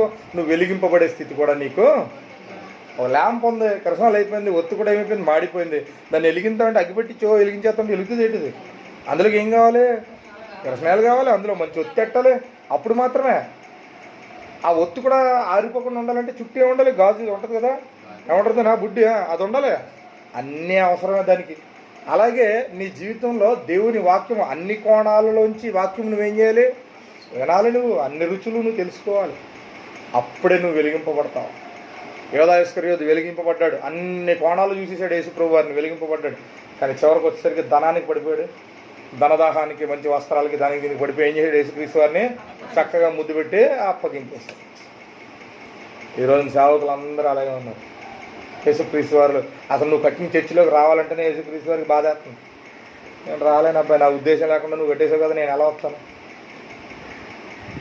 యేసుక్రీస్తు వారు అంటే దావీదు సమయంలో యెహోవా దేవుడు, అవునా కదా, దావీదుతో మాట్లాడుతూ ఉన్నప్పుడు దావీదు అంటాడు, అయ్యా నేను కోటలో ఉండడం ఏంటి, నీ గుడారం వర్షానికే తడిసిపోతుంది, నేను ఈ కోటలో ఉండడం ఏంటి, చిచ్చే నేను నీకు మంచి మందిరాన్ని కట్టేంత వరకు నేను కోటలో నిద్రించను. నువ్వు నిలబడు, నువ్వు నిలబడమ్మా, నిలబడవా? రావట్లేదా? ఇంకోసారి కళ్ళు అన్నాం అనుకో, దేవునికి స్తోత్రం. Okay, very good. దావీదేమన్నాడు, నేను కోటలో నిద్రించను, నీకు మందిరం కట్టే వరకు అని ప్రపంచ దేశాలు మొత్తం కూడా ఆర్డర్స్ జారీ చేసేసి కలపను రప్పించేశాడు, అద్భుతమైనటువంటి వెండిని రప్పించాడు, బంగారం రప్పించాడు, ఎత్తడిని రప్పించాడు, రాగి శేషం అన్నీ రప్పించేశాడు, దేవదారు రాణులు ఏమండి ఎన్నో రప్పించి దాదాపుగా అన్నీ పోగేశాడు. కట్టడానికి సిద్ధపడి ప్రభా కట్టనా అని అడిగినప్పుడు ఏమన్నాడు, హే నువ్వు కాదబ్బాయి, నీ చేతులు రక్తంతో తడిసిపోయే, నువ్వు కాదు కట్టవలసిందే, నా ఉద్దేశం ప్రకారం నువ్వు చేయి, నీ ఉద్దేశం ప్రకారం నేనండం ఏంటి? నీ కొడుకు ఉన్నాడు సొలొమోను, అతని ద్వారా నేను కట్టించుకుంటా, అతను మహాజ్ఞాని ముందుగానే చెప్పాడు. ఎవరికే? దావీదు. నువ్వు అన్నీ సమకూర్చావు, ఓకే, నేను ఐ విల్ యాక్సెప్టెడ్, చాలా సంతోషం. కానీ మందిరాన్ని కట్టాలంటే ఎవరు కట్టాలండి? సొలొమోనే కట్టాలి అని దేవుడు సొలొమోను ద్వారానే మందిరం కట్టించుకున్నాడు. కట్టించుకుని కూడా సొలొమోనుతో ఏమన్నాడు? సొలొమోను ప్రార్థన చేసి, తండ్రి ఈ మందిరం నీ కొరకే, నా తండ్రి అన్నీ పోగేశాడు, నా తండ్రికి నువ్వు మాట ఇచ్చావు, ఇగో నేను కట్టాను, నువ్వు కట్టించావు కనుక మీరు ఇక్కడికి వచ్చి నివాసం చేసేయండి అని సొలొమోను ప్రార్థన చేసినప్పుడు సొలొమోనుకి దేవుడు ఏమిచ్చాడమ్మా మాట? సొలొమోను చాలా మంచిది, నువ్వు ప్రార్థన బాగా చేసావు, అయితే నువ్వు కట్టిన మందిరం నాకు ఏ పాటిదయ్యా? సింపుల్గా మాట అనేసి అంతే. ఏమన్నాడు? నువ్వు కట్టిన మందిరం ఏ పాటిది? ఆకాశ మహాకాశాలు పట్టజాలో, అదిగో ఆకాశం నా సింహాసనం, భూమి నా పాదపీఠం, నువ్వు కట్టిన మందిరం ఏ పాటిదయ్యా? అయినను కూడా నేను దావీదుకి మాట ఇచ్చాను కనుక, నా దావీదు నా ప్రియుడు కనుక, నీ ద్వారా నేను కట్టించాను కనుక నేను నీకు మాట ఇస్తున్నా. ఏమని? ఈ స్థలమందు చేయబడిన ప్రతి ప్రార్థన కూడా నేను ఆకాశమందు నేను ఉంటున్నాను కనుక నా చెవి యొగ్గి నేను వారి ప్రార్థన విన్నపాలు అన్నీ కూడా విని దాని ప్రకారం నేను వారిని ఏం చేస్తాను అన్నాడు, వారి స్వదేశంలో వారిని నేను వర్ధిల్లింపజేస్తాను మాట ఇచ్చాడు. హల్లెలూయా. అది మందిరం కట్టాలంటే చాలా ప్రాసెస్, అదేంటండి మందిరానికి సంబంధించినటువంటి అన్నీ కూడా సమకూర్చుకోవాలంటే అది చాలా ప్రాసెస్. మరి ఎంత ప్రార్థన చేయాలి మనం చెప్పండి సార్? అసలు దేవుడికి ఇష్టం ఉందో లేదో కనుక్కోవాలి కదా. కొత్త నిబంధన అయితే పాత నిబంధనలో దేవుడు ఆ విధంగా చేశాడు. మరి కొత్త నిబంధనకు వచ్చేసరికి యేసుప్రభు వారు ఏమన్నారు? మందిరం పొడగొట్టేయండి. ఏంటి సొలొమోను కట్టి దేవుడే వాగ్దానం చేసి నేను ప్రార్థనలన్నీ వింటానని వాగ్దానం చేసి మందిరాన్ని ఏమంటున్నాడు యేసుప్రభు వారు? పడగొట్టేయండి అంటున్నాడు. అదేంటి? అదేం లెక్క యారా? అదేం లెక్క చెప్పు, నీకేమన్నా అర్థమైందా? మందిరం పడగొట్టే అంటున్నారు, 3 దినాల్లో కడేస్తాను అంటున్నాడు దేవుడు. అంటే ఇక్కడ మందిరం ఏంటి అని అంటే మనిషి యొక్క శరీరమే మందిరం. హల్లెలూయా. అందుకని ఈ దేహము దేవుడిచ్చినటువంటి ఒక గొప్ప ఆలయము. ఈ ఆలయంలో పరిశుద్ధాత్మకు నువ్వు ఆలయం ఉన్నావని నువ్వు ఎరుగువా? 1 కొరింథీ 6:19 ఉంటుంది. నీ దేహము దేవుని వలన దయచేయబడింది, ఇది పరిశుద్ధాత్మకి ఆలయం అని నువ్వు ఎరుగువా? నువ్వు నీ సొత్తు కాదు, విలువ పెట్టి కొనబడినవాడు కనుక నీ దేహంతో దేవుణ్ణి మహిమపరచుడి. ఈరోజు మనం దేహంతో దేవుణ్ణి ఏం చేయాలి? మహిమపరచాలి. ఎలా మహిమపరుస్తావు? మన కొరకు యేసుక్రీస్తు వారు తన శరీరాన్నే తండ్రికి ఏం చేశాడండి? అర్పించేశాడు. ఎందుకు? మన మీద ఉన్నటువంటి శాపాన్ని, మన మీద ఉన్నటువంటి దోషాన్ని అన్నింటినీ పోగొట్టడం కోసం ఒక బలి అర్పణ జరగాలి. అందుకనే పాత ధర్మశాస్త్రం ఏంటంటే మనిషికి పరిపూర్ణమైనటువంటి శుద్ధిని చేయలేకపోయిందంట. ఇప్పుడు అన్యులు ఉన్నారు చాలామంది, ఏం చేస్తారు? ఒక గొర్రెనో మేకనో దేనో దాన్ని ఏం చేస్తారు? బలిచ్చేసి మా పాపాలన్నీ కూడా పోయినాయి. కొంతమంది ఏం చేస్తారు? కాశీకి వెళ్తారు, లేదంటే ఇంకొక చోటుకి వెళ్తారు, ఇంకో చోటుకి వెళ్తారు, నీళ్ళలో మునుగుతారు, పైకి తెలియ మొత్తం గుండె అన్నీ కొట్టించేసి మా పాపాలన్నీ మేము పోగొట్టేసి మీకు దేవుడికి మేము ఇవ్వాల్సిన ముడుపులు మేము ఇచ్చేసాం అని ఏం చేస్తారు? మళ్ళీ తిరిగి ఇంటికి వచ్చి చాలా సంతోషం, చాలా బాగా జరిగింది, మా యాత్ర బాగుంది, అలాగే అని బోలని కబుర్లు ఆడతాం. అవునా కదా? ఆ ఫోటోలు గిటోలు అన్నీ కూడా అందరికీ చూపించేస్తూ ఉంటాం. ఇది జరిగినటువంటి తంతు. కానీ ఇక్కడ పాపం పోవాలంటే ఈ మనిషికి ఏది శుద్ధుందా? మళ్ళీ ఇంటికి వచ్చిన వెంటనే మళ్ళీ పాపాలు మళ్ళీ మొదలైపోతాయి, మళ్ళీ స్టార్ట్. ఆ పాపం పోదు కదా, మళ్ళీ కొత్త పాపాలన్నీ కూడా ఏమవుతాయి అంటే, పాపం పోవాలంటే ఒక క్రమమైనటువంటి ఒక శుద్ధీకరణ కావాలి ఈ లోకానికి. అందుకనే దేవుడు పాత ఆలోచన అంతా కూడా ఏం చేశాడండి, తీసివేసి నూతనమైనటువంటి ఆలోచన దేవుడు మనకే ఇవ్వడం జరిగింది. అందుకనే చూడండి, వాక్యంలో స్పష్టంగా ఉంటుంది. చదవండి 9వ అధ్యాయం 10వ అధ్యాయము 10వ అధ్యాయం ఫస్ట్ నుంచి. ధర్మశాస్త్రము రాబోచున్న మేలుల ఛాయగలదియే గాని ఆ వస్తువుల నిజస్వరూపము గలది కాదు గనుక ఆ యాజకులు ఏటేటా ఎడతెగకుండా అర్పించి ఒక్కటే విధమైన బలులు వాటిని తెచ్చువారికి ఎన్నడును సంపూర్ణ సిద్ధి కలుగజేయనేరవు. దేవునికి స్తోత్రం. ఎన్నడూ సంపూర్ణ సిద్ధి అనేటువంటిది కలగలేదంటండి ఆనాడు దేవుడిచ్చినటువంటి ఈ ధర్మశాస్త్రం ప్రకారం జీవించినటువంటి వారికి. మరలా 7వ అధ్యాయంలో కూడా ఒక మాట ఉంటుంది. 7వ అధ్యాయము హెబ్రీ పత్రిక 7వ అధ్యాయంలో 18వ వచనం చదవండి. ఆ ధర్మశాస్త్రము ధర్మశాస్త్రము దేనికి సంపూర్ణ సిద్ధి కలుగు చేయలేదు కనుక ముందియబడిన ఆజ్ఞ బలహీనమైనందునను నిష్ప్రయోజనమైనందునను అది నివారణ చేయబడి ఉన్నది. అంతకంటే శ్రేష్టమైన నిరీక్షణ దాని వెంట ప్రవేశపెట్టబడిను. దీని ద్వారా దేవుని యొద్దకు మనము చూశారండి. మొదటిదైతే శుద్ధీకరణాచారానికి సంబంధించినటువంటి సంపూర్ణమైనటువంటి సిద్ధిని మనకి మనిషికి కలగజేయలేదు. రెండవది ఏం చేసింది, డైరెక్ట్ దేవుడి దగ్గరికి వెళ్ళడానికి అవకాశము ఉంది. రెండవది అంటే ఏంటి చూడండి. యాజకులందరూ కూడా ఏటేటా ఏం చేశారు, బలులు అర్పించి ఆ రక్తాన్ని ప్రతి సంవత్సరం కూడా దేవుని దగ్గరికి తీసుకెళ్ళి అర్పిస్తూ ఉండేవారు. అంటే ప్రతి సంవత్సరం వారి పాపాన్ని అంట ఏం చేసేవారు, జ్ఞాపకం చేసుకుంటూనే ఉండేవారు ప్రతి సంవత్సరం కూడా. కానీ ఇక్కడ యేసుప్రభు వారు వచ్చిన తర్వాత ఆయన శ్రేష్టమైన బలి అర్పించాడు. ఇక తన శరీరాన్ని బలిగా అర్పించేశాడు దేవునికి. అర్పించేసి ఒక్కసారే ఆయన ఎక్కడికి చేరాడంట, దేవుని సన్నిధానానికి చేరాడు. ఇప్పుడు యేసుప్రభు వారిని మనం ఆరాధించినట్లయితే ఇంకా డైరెక్ట్ మనం ఎవరిని చూసినట్లే, ఇక ఆయన దగ్గరికి మనం వెళ్ళినట్లే. అందుకనే యేసుప్రభు వారు మాట్లాడతారు, నేనే సత్యమును, నేనే మార్గమును, ఆయనే సత్యం, ఆయనే మార్గం, ఆయనే జీవం, అన్నీ ఆయనే. నా ద్వారా తప్ప తండ్రి వద్దకు ఎవ్వడు కూడా. అది ఇప్పుడు ఆయన మనకి ఏదైతే మనకి శిష్యులకి బోధించాడో ఆ జ్ఞానం అంతా మనం నేర్చుకున్న తర్వాత ఏదైతే ఆయన వాగ్దానం చేశాడో, మిమ్మల్ని అనాథలుగా విడిచిపెట్టిన పరిశుద్ధాత్మ దేవుడు మీ మధ్యకి వస్తాడు, ఆయనే ఆదరణకర్త, ఆయన్ని మీరు అందరూ కూడా వెంబడించండి, ఆయన ఏది చెప్తే అది మీరు చెయ్యండి అని ఏదైతే మాట ఇచ్చాడో ఇప్పుడు మనం అది చేయాలి. నీ సొంత ఆలోచన చెప్పి నువ్వు జీవించినట్టయితే నీ శరీరం జబ్బడిపోద్ది, చచ్చిపోతావు కూడా నువ్వు. మరణం వచ్చేస్తుంది. నీ సొంత ఆలోచనలు కాకుండా దేవుని ఆలోచన ప్రకారం నువ్వు వెళ్ళినట్లయితే నీ ఆత్మ రక్షింపబడుతుంది, నీ శరీరం కూడా కుళ్ళు పట్టదు. అందుకనే దేవుడు అంటాడు, నీ యొక్క శరీరాన్ని కుళ్ళు పట్టనోడు దేవుడు భూమిలోకి వెళ్ళిన తర్వాత. కుళ్ళు పట్టినోడు ఒక అమ్మాయి బాగా దేవుని ఆత్మ పొందుకుంది ఎక్కడో ఒక దేశంలో, పొందుకుని దేవుని యొక్క సేవ చేసి చనిపోయింది.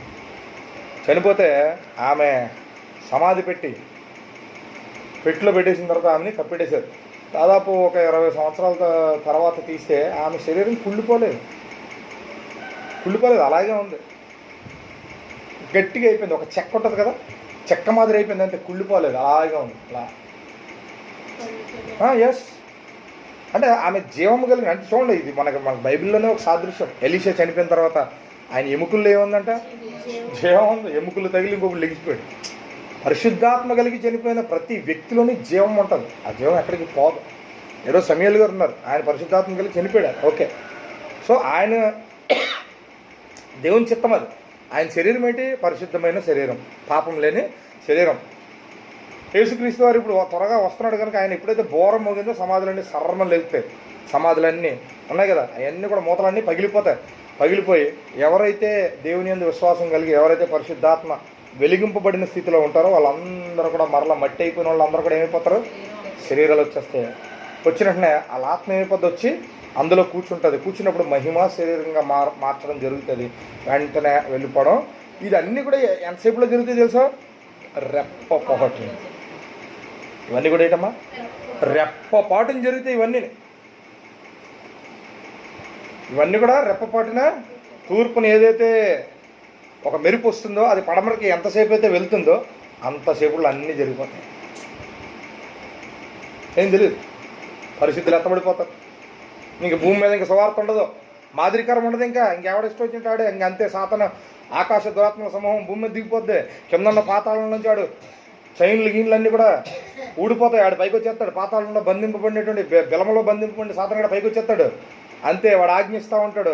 దురాత్మలన్నీ కూడా మనుషుల్ని ఇంకా పట్టి పీడించేసి ఇంకా మాకు రక్షణ ఏది అంటే రక్షణ లేదు. ఇంకెక్కడ 7 సంవత్సరాలు చక్కగా పైన దేవుడు విందు ఏర్పాటు చేస్తాడు పరిశుద్ధులకి.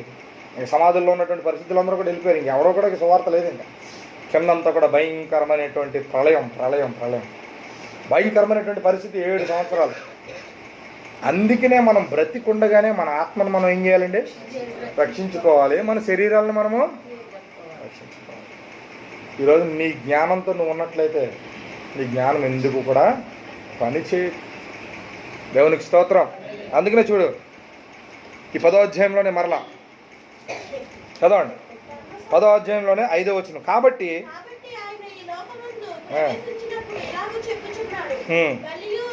బలియు అర్పణయు నీకు కోరలేదు కానీ నాకు ఒక శరీరం అమర్చితివి,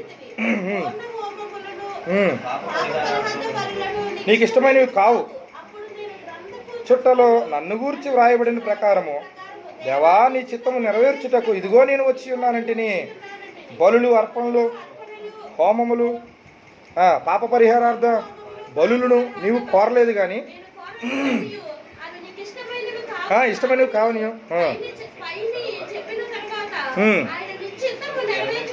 ఇదిగో నేను వచ్చి ఉన్నానని చెప్పుచున్నాడు. అర్పింపబడుచున్నవి రెండవ దానిని స్థిరపరచుటకు మొదటి దానిని కొట్టివేసి ఉన్నాడు. యేసుక్రీస్తు యొక్క శరీరం ఒక్కసారి అర్పింపబడుట చేత ఆ చిత్తమును బట్టి మనము పరిశుద్ధపరచబడి ఉన్నాము.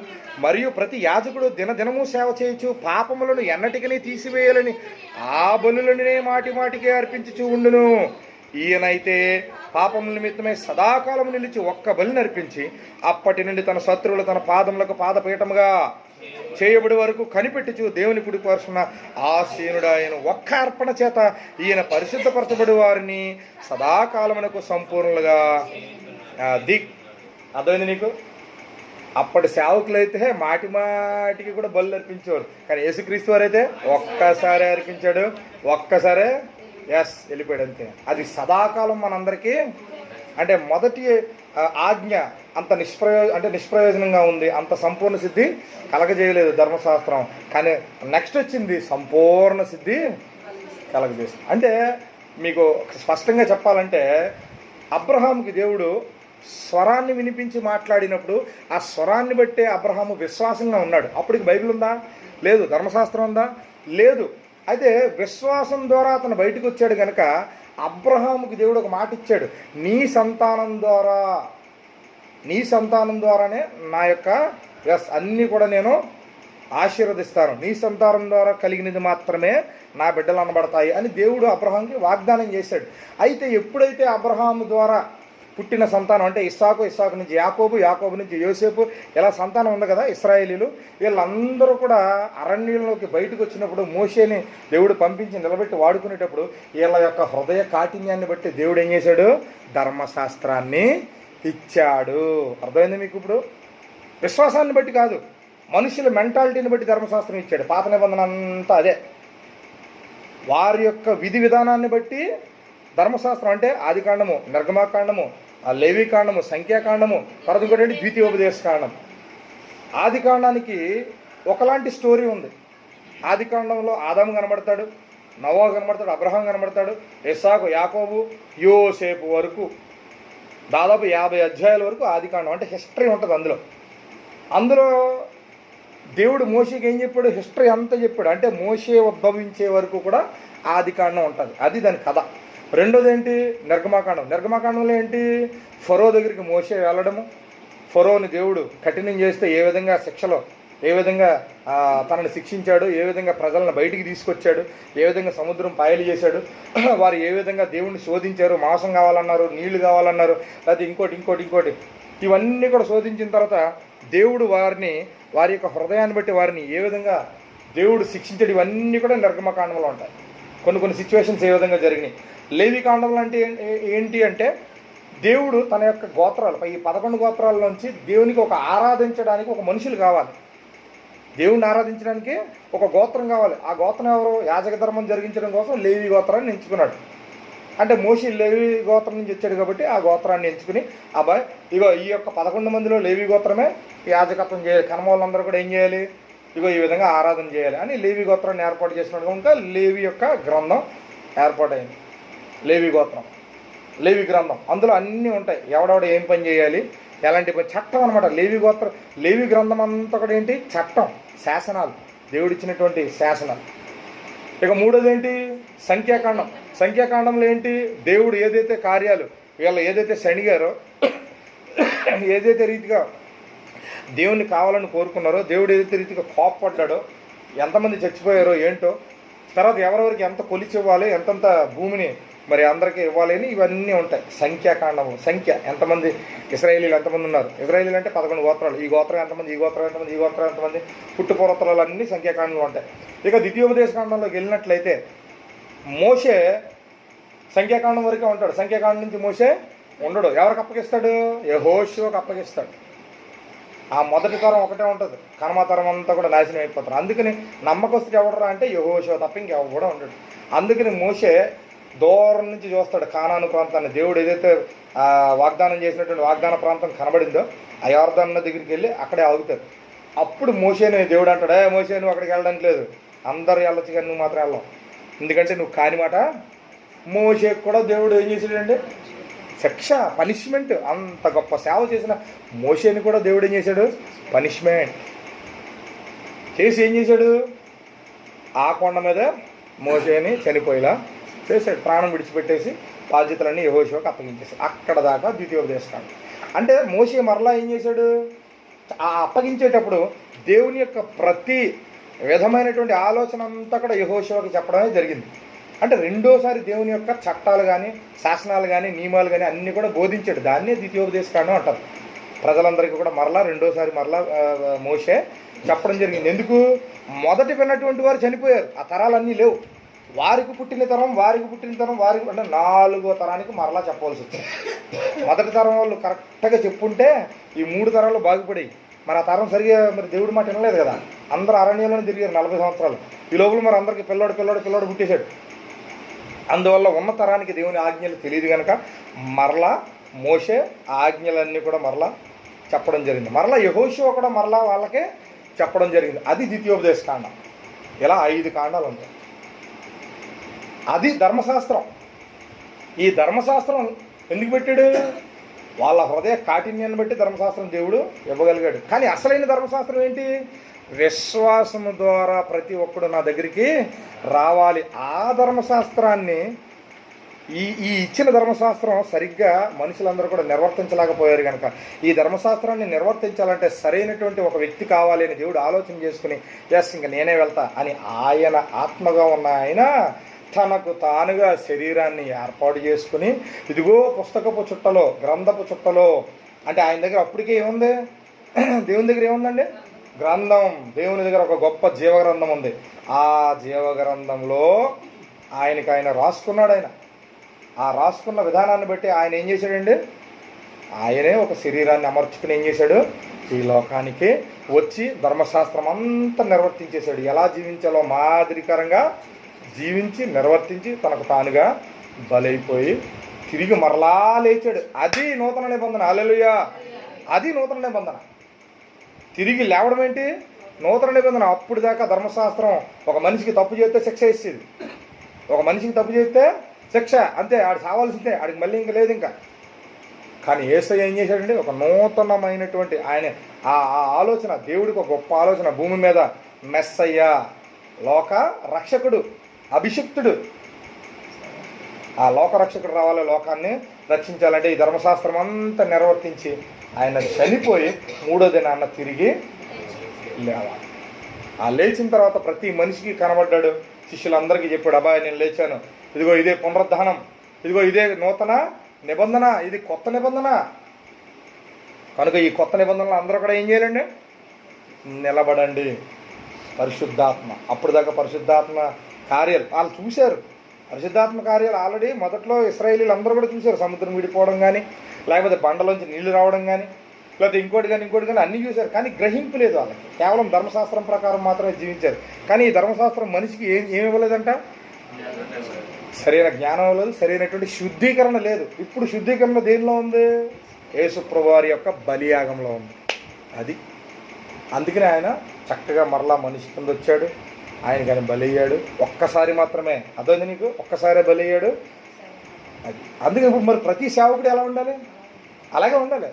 ఒకసారి బలి అయిపోవాలి అంతే. మళ్ళా నువ్వు ఒక్కసారి పాపం విడిచిపెట్టు మళ్ళీ దాని జోలికి వెళ్ళకూడదు. ఇంకా ఒక్కసారి నువ్వు, అందుకే నేను ఒకప్పుడు చాలా సిగరెట్స్ కానీ, లేకపోతే డ్రింకింగ్ కానీ, లేదంటే రౌడీజింగ్ చాలా ఉండేది మన దగ్గర. ఒక్కసారి విడిచిపెట్టాను అంతే, మరలా దాన్ని వెనక్కి మనం తిరిగేప్పుడు కూడా. అందుకే పాపం చాలామంది స్త్రీలతో సాంగత్యం ఉంది. ఒక్కసారి ఆ ప్రాంతం విడిచిపెట్టానంతే మరలా అక్కడికి వెళ్ళడం అనేటువంటిది జరగదు. దేవుడు ఎప్పుడైతే పట్టుకున్నాడో, దేవుడు ఎప్పుడైతే జ్ఞానం ఇచ్చాడో, దేవుడు ఎప్పుడైతే వాక్యాన్ని చేతికి ఇవ్వడం జరిగిందో, ఆ రోజు నుంచి ఈ రోజు వరకు కూడా మరలా నేను తిరిగి వెనక్కే. అందుకనే పరిశుద్ధాత్మ దేవుడు మన మధ్య ఎలా ఉన్నాడండి? సంచారం చేసేసాడు. అద్భుతమైనటువంటి అంతే మనతో స్పర్శ, ఆయన మనతో నడిచాడు, ఆయన మనకు అన్నీ నేర్పించాడు. అది మనకు కావాలి. ఒక్కసారి వెనక్కి తిరిగి చూడాలి. అందుకనే చదువు, ఇందాక మనం చదువుకున్న 10వ అధ్యాయము 37. ఇక కాలము బహు కొంచెముగా ఉన్నది, వచ్చుచున్నవాడు ఆలస్యం చేయకవచ్చును. నా ఎదుట నీతిమంతుడైన వాడు విశ్వాసం మూలంగా జీవించిన కానీ అతడు వెనక తీసిన ఎడల అతని యందు నా ఆత్మకు దోషముండదు. అయితే మనం నశించుటకు వెనుక వారం కాము కానీ ఆత్మ రక్షించుకున్నట్టుకు విశ్వాసం కలిగిన వారమే ఉన్నాము. అది ధర్మశాస్త్రం ద్వారా జీవించే కంటే, అంటే ఇశ్రాయేలీలు ఏదైతే పాటించారో దాని ద్వారా జీవించడం కంటే యేసుక్రీస్తు ద్వారా జీవించడం ఇంకా గొప్ప. అది కొత్త నిబంధన ప్రకారం జీవించాలి. ఇప్పుడు అందరూ ఎలా జీవిస్తున్నారమ్మా? పాత నిబంధన ఏటా క్రిస్మస్ ప్రతి సంవత్సరం చేసేసుకుంటున్నారు, ప్రతి సంవత్సరం న్యూ ఇయర్ వచ్చేస్తున్నారు, ప్రతి సంవత్సరం సమాధుల పండుగే, ప్రతి సంవత్సరం ఇదే పుట్టినరోజుకి అదే వాక్యం, పుష్పవతికి ఇంకోలాంటి వాక్యం, ప్రధానం చేస్తారు కదా అమ్మాయిలు పెళ్లి కూతురిని, ఆ ప్రధానానికి కూడా సరైన వాక్యాలు ఉన్నాయి, ఏం చేసుకుంటారు. పెళ్ళికి కూడా అదే వాక్యం, వేరే వాక్యాలు లేవు. అంటే ఇంకా ఇదే పాఠం ఏంటి? పాత నిబంధనే. మరి కొత్త నిబంధనకి కదా మనం వారసులు చేసాడు దేవుడు. బలులన్నీ అయిపోయినాయి, ఇంక బలి అర్పించడాలు ఇంకేం లేవు. బలులన్నీ ఏమైపోయినాయి అంట, ఇంక లేవు. బలు కొట్టేసాడు, ఒకటే బలి యేసుక్రీస్తు వారే. ఇంకా ఆయన యందు మనం ఎలా ఉండాలి? ఇంక నిలబడాలి. కాలం కొంచెంగా ఉందంట, వచ్చినవాడు త్వరగా వచ్చేస్తున్నాడు. నీతిమంతుడు వెనక్కి తిరగడం ఇంకా కుదరదు. ఇంకా వెలిగింపబడినట్టే ఉండాలి. ఇంకా ఆరిపోయిన తర్వాత ఇంకా ఆయన మళ్ళీ మనం వెనక్కి తీసుకురావడం అసాధ్యం. అన్ని రుచులు చూశాడు వాడు. ఇంకా పరలోక వరాన్ని రుచి చూసిన తర్వాత కూడా మరలా లోకంలో కలిసిపోతే దాని అర్థం ఏంటి? ధనం, పరలోకం, పరిశుద్ధాత్మ పొందేసుకున్నాం, అన్నీ అయిపోయినాయి. కానీ దేవుడు ఒక చిన్న కార్యం చేస్తాడు. ఇప్పుడు నేను ఉన్నానమ్మా, ఆయన నన్ను అదే అంటాడు, సాంసన్ నీ దగ్గరికి నువ్వు మళ్ళీ మారిపోతామో చూసుకో, నువ్వు పరీక్షించుకో, ధనం వస్తుంది. వచ్చిన వెంటనే ఏమవుద్ది? నా మైండ్ మారిపోవచ్చు, నేను మళ్ళా అన్ని లోకంలో ఎలా ఉందో అలా నేను కలిసిపోవచ్చు.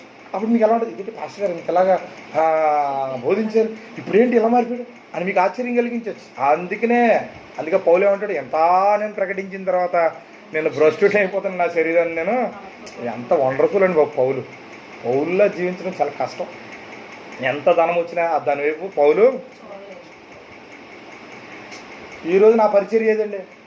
అందరూ ధర్మశాస్త్రానికే వారసులు, అంటే పాత నిబంధనలకే వారసులు తప్ప కొత్త నిబంధనకి కూడా వారసుల కింద. అందుకనే మనం రావాలి, మనం ఉండాలి, మన సంఘం ఉండాలి.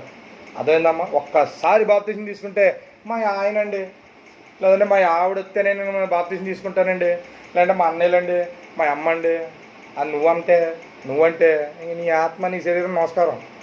ఇంత వాక్యం విని ఇంత గొప్ప మర్మాలు కూడా తెలుసుకుని నువ్వు వెనకపోతానంటే నేనేం చేయలేను. అందుకని ఇందాక పాడుకున్నాం. ఏంటిది? ఏ పాట అది? ఏ పాట? పాడు. ఏ పాట రా? మనం రాసాం కదరా, తెలీదా? ఏదది పాడండి. ఏదో పాట రాసాం మనం. ఏదో ఒక రోజున పోవాలని తెలుసు, సిద్ధపడే మనసుందా ఓ నా క్రైస్తవుడా. ఏ క్షణము నీది కాదు, ఈ దినమే రక్షణ పొందు. యేసయ్య సహవాసం, ఆ మార్గం నిత్య జీవం. దేవునితో సహవాసం, అదే నీకు ఆధారం. ఏదో ఒక రోజున పోవాలని తెలుసు, సిద్ధపడే మనసుందా ఓ నా క్రైస్తవుడా. సిద్ధపడే మనసుందా ఓ నా క్రైస్తవుడా. హల్లెలూయా. ఈ రోజున సిద్ధపడే మనసు మనకి, అందుకనే ఏ క్షణము మందే కాదు. ఇగో ఇదే రక్షణ దినం, ఇదే సమయం. వెంటనే బాప్తిసం తీసుకోవాలి. ఎస్, నాకు యేసయ్య తప్ప నాకు ఇంకెవరు వద్దే బాబు, నీకు నమస్కారం. ఈ లోకానికి నమస్కారం, ఈ ప్రదేశాలకి, ఈ మనుషులకి వాళ్ళకు నమస్కారం. ఎప్పుడైనా సరే అది నీలో ఉంటే నువ్వు వెలిగింపబడినట్లే. హల్లెలూయా. నువ్వు వెలుగు దగ్గరికి వస్తావా, చీకటి దగ్గరికి వెళ్తావా? కాలం ఇంకా కొంచెం అందు వచ్చి చిన్నవాడు త్వరగా వస్తున్నాడు. ఇంకొక భయంకరమైనటువంటి మాట మళ్ళీ చెప్పనా, మళ్ళీ అక్కడ చూడండి. ఇంత తెలుసుకున్న తర్వాత 26 వచనం చదివమ్మ. 10:26. మనము సత్యమును గురించి అనుభవ జ్ఞానం పొందిన తర్వాత బుద్ధిపూర్వకంగా పాపం చేసిన ఎడలా పాపములకు బలి ఎకను ఉండదు గాని న్యాయపు తీర్పునకు విరోధులను దహింపబోతే క్షణమైన అగ్నియు. ఇప్పుడు చెప్పండి, పాత నిబంధన ప్రకారం నువ్వు జీవించినట్లయితే అన్నీ తెలుసుకున్నావు, బుద్ధిపూర్వకంగా అన్నీ తెలుసు. కానీ బుద్ధిపూర్వకంగా పాపం చేస్తే ఏమవుతుంది? ఇంకా బలి ఏమన్నా ఉందా? ఇంకా బలి ఇవ్వడానికి ఉందా? లేదు. మరి ఇప్పుడు ఎంతమంది సేవకులు రెడీగా ఉండాలి, ఎన్ని సంఘాలు రెడీగా ఉంటాయి చెప్పండి. ఇప్పుడు ఏటేటా క్రిస్మస్లో ఏటేటా అన్నీ అయిపోతాయి, బళ్ళు అర్పిస్తున్నారు కదమ్మా. ఇవన్నీ కూడా మరి సరైనటువంటి శుద్ధి లేదు. మరి శుద్ధి కావాలంటే ఏం కావాలి? యేసుక్రీస్తు వారి యందు విశ్వాసం, అదే నీకు శుద్ధి చేస్తుంది. ఆయన ఎలా ఉన్నాడో అలాగే మనం జీవించినట్లయితే, ఆయన ఎలాగైతే మాదిరికరంగా ఉంచిపోయాడో అదే రీతిగా అదే వాక్యం ద్వారా మనం కడగబడినట్లయితే ఖచ్చితంగా మనం ఎలా ఉంటాం? ఆయన పాదాల దగ్గరికి చేరిపోతాం, సంఘం కూడా వెళ్ళిపోతాం. లేకపోతే మనం ఇంకెక్కడే మంచి తిండి, అవునా కదా, కోరుకుంటాం. మంచి బట్టలు కావాలి కోరుకుంటాం. మంచి ఇంట్లో చూడు వస్తువు ఏం కావాలి? మంచి టీవీ కొనుక్కోవాలి, మంచి మంచం కొనుక్కోవాలి, మంచి ఫ్రిడ్జ్ కొనుక్కోవాలి, మంచి బండి, అన్నీ మంచిగా కావాలి మనకి, అవునా కదా. మరి మంచి ఈ లోకంలో ఎక్కడుంది? ఎక్కడా లేదు మంచి. కొంచెమైనను మంచి లేదంటే మనలోనే లేదు. కానీ మనకు అన్నీ మంచిగా కావాలి, కానీ మనలోనే మంచి లేదు.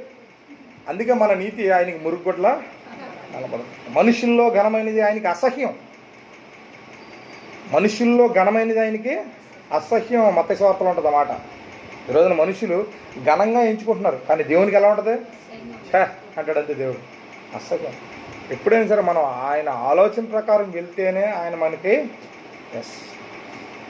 ఆయన మాత్రం కనపరచబడాలి తప్ప మనుషులు కనపరచబడ్డానికి వీలు లేదు. అదైంది నాన్న, అదేంది బాబు, ఎందుకు ఇంత గంట పావు నుంచి అరుచుకుంటూ చెప్తున్నాను? కట్టబడాలా, నీ ఆత్మ కట్టబడాలా, నీ శరీరం కట్టబడాలా.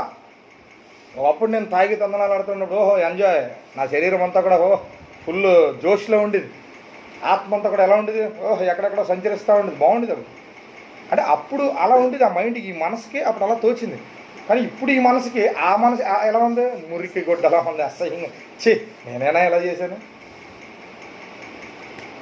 ఎన్ని యాసలు వేసేవాళ్ళో తెలుసా? మందు తాగేటప్పుడు కానీ, సిగరెట్ తాగేటప్పుడు కానీ ఎన్నో యాసాలు, బోళ్ళ ఇన్ని యాసాలు వేస్తాం. అది నీకు తెలుసు ఆల్రెడీ, అవునా? నీకు కూడా తెలుసు కదా ఇన్ని యాసాలు. ఒళ్ళు తిమ్మిరికిపోతే ఏం చేస్తాం? మళ్ళీ డ్యాన్సులు పెట్టి మళ్ళీ దీనికి పార్టీలు చేసుకుంటాం కదా కుర్రలతోటి, మళ్ళీ డ్యాన్సులు. మళ్ళీ దేవునికి స్తోత్రం. మరి ఎంత దేవుడు మరి ఎంత బాధపడుతున్నాడండి. ఎన్ని కోట్ల మంది యవనస్తులు పడిపోతున్నారు.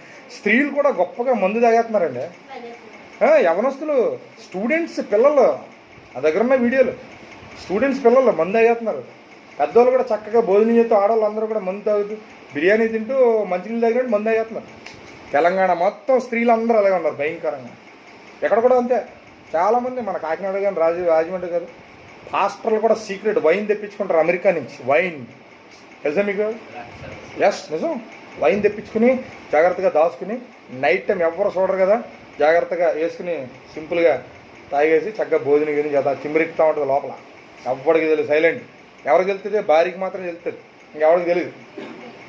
మళ్ళీ ఏమంటే పాస్టర్ గారు భోజనం చేస్తున్నారమ్మా, డిస్టర్బ్ చేయకండి. పాస్టర్ గారు భోజనం చేస్తున్నారు, డిస్టర్బ్ చేయకండి. పాస్టర్ గారు చక్కగా మంచి రంజుగా ఉంటుంది, ఒళ్ళంతా ఏదో అలాగా చక్కగా భోజనం చేసేసి పడుకుని పోతారా, ఎవరు డిస్టర్బ్ చేయకండి అంతే. మళ్ళీ ఉదయం ఎప్పుడో ఆడికి ఇష్టం వచ్చినప్పుడు లేకపోతే మెలుగు వచ్చినప్పుడు. నిజం, పెద్ద పెద్ద సేవకులందరూ అలా ఉన్నారండి. వాస్తవం ఇది, ఖచ్చితంగా నేను చెప్పగలను. అది కనుక జ్ఞాపకం చేసుకోండి. ఒక్కసారి వెలిగింపబడి చదవమ్మది, మనము సత్యమును గురించి అనుభవ జ్ఞానం పొందిన తరువాత బుద్ధిపూర్వకంగా పాపం చేసిన ఎడల పాపమునకు బలియకను ఉండదు, కానీ న్యాయపు తీర్పునకు భయముతో. చూసారండి, న్యాయపు తీర్పు కోసం ఎలా ఉండాలంటే భయంతో. ఇంకంతే, ఎదురు చూడటమే. ఇంకా నువ్వు ఎన్ని ప్రార్థనలు చేసినా ఎన్ని చేసినా నీ కన్నీళ్ళు కూడా దేవునికి ఎలా ఉంటాయి? చెయ్యి పనికి మళ్ళదానా, చెయ్యి పనికి మళ్ళోడా, అన్నీ తెలుసుకుని నువ్వు మళ్ళీ ఎలా ప్రార్థన చేస్తావా? మొన్నే కదా బాప్తిసం తీసుకున్నావు, అంతలోనే మళ్ళీ పాపం చేసేస్తావా? సిగ్గులేదు నీకు అంటాడు దేవుడు. యా వాస్తవం. అన్నీ తెలుసుకున్న తర్వాత బుద్ధిపూర్వకంగా మనం పాపం చేస్తే ఇంకా బలి లేదు, ఇంకా అయిపోయింది. ఇంకా నువ్వు బలి న్యాయ తీర్పు కోసం ఏం చేయాలి? అందుకనే మనిషి శరీరం బహు చెడ్డది, మనిషి మనసు కూడా బహు. అందుకనే మన ఆత్మను దేవుడు ఏమన్నాడు? రక్షించుకోండి అయ్యా అన్నాడు. అందుకనే ఊరికినే అనలేదు ఆయన. ఆత్మను ఏం చేసుకోవాలి? మనం రక్షించుకోవాలి. ఆత్మను రక్షించుకోకపోతే మన జీవితం వ్యర్థము వ్యర్థము వ్యర్థము. ఎగ్జాంపుల్ ఒకటి చూడడం కింద 29వ వచనం చదువు. ఇట్లుండగా దేవుని కుమారుని పాదములతో త్రొక్కి తాను పరిశుద్ధపరచబడుటకు సాధనమైన నిబంధన రక్తమును అపవిత్రమైనదిగా ఎంచి కృపకు మూలముగు ఆత్మను తిరస్కరించిన వాడు ఎంత ఎక్కువైన దండనకు పాత్ర. చూసారండి, దేవుని ఇప్పుడు ఏం చేస్తారు? వీళ్ళంతానే రొట్టె ద్రాక్షరసం తీసుకుని కూడా ఏం చేస్తున్నారు? తప్పు చేస్తున్నారు, పాపం చేస్తున్నారు. అంటే దాని అర్థం ఏంటి? యేసుక్రీస్తు వారి యొక్క రక్తాన్ని వీళ్ళు ఏం చేస్తున్నారు? పాద కింద ఏం చేస్తున్నారు? ఇలాగా తొక్కేస్తున్నారు. చూసారా? అంటే బుద్ధిపూర్వకంగా చేస్తే ఇంకంతే. చాలా జాగ్రత్తగా ఉండదు. నేను కూడా అందరం కూడా ఎలా ఉండాలంటే నోటి మాట నుంచి ఏది మాత్రం వచ్చినా, కళ్ళతోటి ఏది చూసినా, లేదా చెవులతోటి వినకూడని విన్నా. చూసారా? అర్థమైనప్పుడు నీకు వాక్యం. ఇప్పుడు ఏం చేద్దాం? టిక్టాక్లు ఏం చేద్దాం? పెట్టాలా? టిక్టాక్లు పెడితే మళ్ళీ ఏం చేసినట్టు యేసుక్రీస్తు వారిని పాపం చేసి సిలివేహేతనం. ఇంకంతే, బాహార్ఘటంగా సిలివేహేతనం దేవుణ్ణి. ఇవన్నీ కూడా ఏం చేయాలి మనం?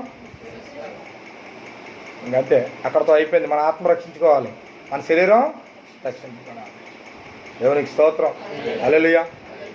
కనుక జాగ్రత్తమ్మా. ఇక చదవండి. నేనే ప్రతిఫలం ఇచ్చిన నీవు ప్రభు తన ప్రజలకు తీర్పు తీర్చిన నీవు చెప్పిన వారిని ఎరుగుదాం కదా. జీవం గల దేవుని చేతిలో పడుట భయంకరము. కనుక జాగ్రత్తగా ఉండండి. దేవుని చేతిలో పడితే ఏముంటుంది? భయంకరంగా ఉంటుంది. ఆయన ఏం చేస్తాడో ఇంకా ఆయన ఇష్టం. పోతి కొబ్బరికాయ దొరికింది దానికి ఏం చేస్తుంది? అది దాని ఇష్టం. ఎక్కడ కొట్టేస్తుందో తెలీదు. అది మెంటలెక్కిపోతుంది. అవునా కదా? ఆ మాటలే కాదు మరి ఏమనుకున్నా, ప్రతి జంతువుకి కూడా ఇప్పుడు సింహానికి మంచి వేట దొరికింది ఏం చేస్తుంది? చీల్చేస్తుంది అది. అవునా కదా? మనకు మంచి బిర్యానీ మంచి ఎదురుకుండా మంచి గుమ్మలు ఆడేస్తుంది, ఏం చేస్తాం? ఒక జంతువే ఆహారం దొరికితే చీల్చేస్తుంది, మనం కూడా అలాగే చీల్చేస్తాం. మరి దేవుని చేతిలో పడితే ఆయన ఏం చేస్తాడు? అంటే ఒక శిల్పకారుడి చేతిలో ఒక బండ వెళ్ళింది, దాన్ని ఏం చేస్తాడు? చక్కగా చెక్కేస్తాడు. ఆయనకి ఆలోచన ప్రకారం చెక్కుతూ ఉంటాడు. అలాగే దేవుని చేతులకు మనం ముందు వెళ్ళిపోవాలి. వెళ్ళిపోతే ఆయన ఇష్ట ప్రకారం మనల్ని చెక్తాడు. అప్పుడు మనం అలా ఉండడమే తప్పదు. ఆయన చెక్కేంత వరకు కూడా మనం ఏం చేయాలండి? ఒక రూపం ఏర్పడేదాకా అలా ఉండట్లేదు. చాలామంది మరి అన్ని రూపాలు పొలవమని ఇష్టం వచ్చిన రూపాలన్నీ నేర్చుకుంటున్నారు. మరి ఇప్పుడు చెప్పండి, ఎవడెళ్తారు పరలోక రాజ్యం? Who going to heaven? చెప్పండి, ఎవరు? ఓకే, పరలోక రాజ్యానికి పరిశుద్ధాత్మ ఉండి నడిపించినటువంటి వ్యక్తులు మాత్రమే పరలోకానికి వెళ్తారు తప్ప ఇంకెవరు కూడా పరలోకానికి. మరి ఏం చేద్దాం చెప్పండి? వాక్యం మరి ఇంత కొత్త నిబంధన ఇది. మరి అందరూ గొప్ప గొప్ప చర్చిలు ఉన్నాయి, మంచి మంచి సంఘాలు ఉన్నాయి. మరి ఇలాంటి గొప్ప వాక్యాలు అందరూ కూడా వింటే ఎలా ఉంటుంది? వాళ్ళ జీవితాలు ఏంటి పరిస్థితి? ఏం చేద్దాం? అందరికీ హృదయంలో కలవరం వచ్చేది. కలవరం మామూలుగా ఉండరు. అదే నీకు. అందుకని ఎవరు మనకి సహకారులు కాదు. భర్త సాయం చేయలేడు, భార్య సాయం చేయలేదు, పిల్లలు సాయం చేయలేదు. కేవలం యేసుక్రీస్తు వారు ఒక్కడే నీ ఆత్మకి రక్షకుడు. కేవలం ఆయన మాత్రమే నీ శరీరానికి రక్షకుడు. ఏ తెగులు నీ గుడారాన్ని సమీపించదు. లాస్ట్గా కీర్తన 91 తీయండి. కీర్తన 91 చదువు 12-13 వచనాలు.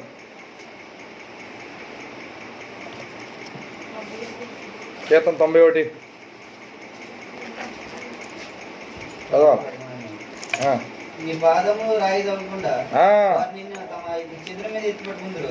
నీవు సింహంలో నాకు పుట్టుదువు, పదం సింహంలోను భుజంలోను అనంతరుదువు. అతడు నన్ను ప్రేమించున్నాడు. చూసారండి, ఇప్పుడు నువ్వు ఎవరిని ప్రేమించాలా? దేవుని చెప్పండి, దేన్ని ప్రేమించాలి? ఒక సిక్కిన మొక్కను ప్రేమిందామా, ఒక కుక్కను ప్రేమిందామా, నక్కను ప్రేమిందామా, మనుషులను ప్రేమిందామా, ఎవరిని ప్రేమిందాం? ప్రదేశాన్ని ప్రేమిందామా? దేన్ని ప్రేమిందాం? ఈ లోకాన్ని ప్రేమించేద్దామా? వేసుకున్న షూట్లను ప్రేమిందామా? లేకపోతే చేతులకి ఉంగరాలు ఎట్టుకోవాలని ప్రేమిందామా? లేదంటే మెడలో బంగారం నగలేసేసుకోవాలని ఆ నగలను ప్రేమిందామా? కాబట్టి ఒక మంచి డెకరేషన్ ఉంటేనే అని వాకింగ్ చెప్పట్లేదు చాలామంది. ఈ డెకరేషన్ను ప్రేమించేద్దామా? భలేదే చేసా సూపర్. ఇప్పుడు నేను వాకింగ్ చెప్తా. ఎదురుగుండా 1,00,000 మంది ఉండాలి, లేకపోతే సంథింగ్ అలా ఉంటే అప్పుడు నేను వాకింగ్ చెప్తా. ఇలా ఉందండి పరిస్థితి. మరి ఈ పరిస్థితుల్ని ప్రేమిస్తున్నారు. యేసయ్యని ప్రేమించండి రా బాబు అని ఇక్కడ ఏముంది వాక్యం? చదవమ్మా. అతడు నన్ను 14 వచ్చిన అతడు నన్ను ప్రేమించుచున్నాడు కనుక నేను అతన్ని. అది ఇప్పుడు తప్పింపబడాలి అంటే నువ్వు ఎవరిని ప్రేమించాలి? అది నీ ఆత్మను రక్షించుకోవాలంటే నువ్వు మొదట ఎవరిని ప్రేమించాలా బాయ్? అతడు నన్ను ప్రేమించుచున్నాడు కనుక. నువ్వు దేన్ని ప్రేమించిన అవదో, నీ ఆటోని ప్రేమించిన అవదో, నీ ఆటో ఇచ్చినోడిని ప్రేమించిన అవదో, నీ భార్యని ప్రేమించిన అవదో, నీకు కలిగింది దేన్ని ప్రేమించినా కూడా నీ శరీరాన్ని కానీ నీ ఆత్మను కానీ నువ్వు రక్షించుకోలేవు.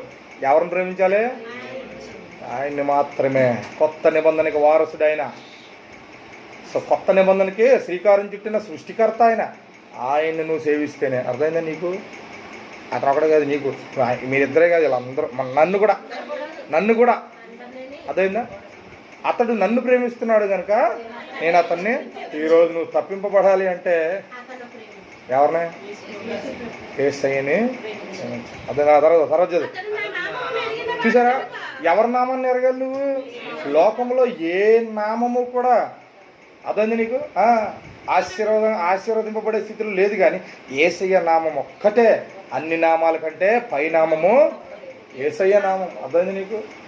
ఆ నామాన్ని మాత్రమే నువ్వు. అతడు నా నామం ఎరిగినవాడు కనుక నేను అతన్ని.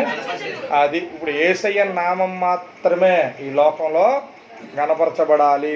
ఆయన నామం చెప్పు. దెయ్యం నిజంగా అండి, దెయ్యాలు కూడా యేసునామంలో అంటే ఏమైపోతాయి బాబోయ్, ఖచ్చితంగా అవుతాం. అదేనా, దెయ్యం పట్టినోడి దగ్గరికి వెళ్ళి ఖచ్చితంగా మనం విశ్వాసంతో మాట్లాడితే అండ్ నా దగ్గర నుంచి దూరంగా పొమ్మను అంటది. అది ఎందుకు? మనలో ఉన్న వేడి దాన్ని తగులుతుంది.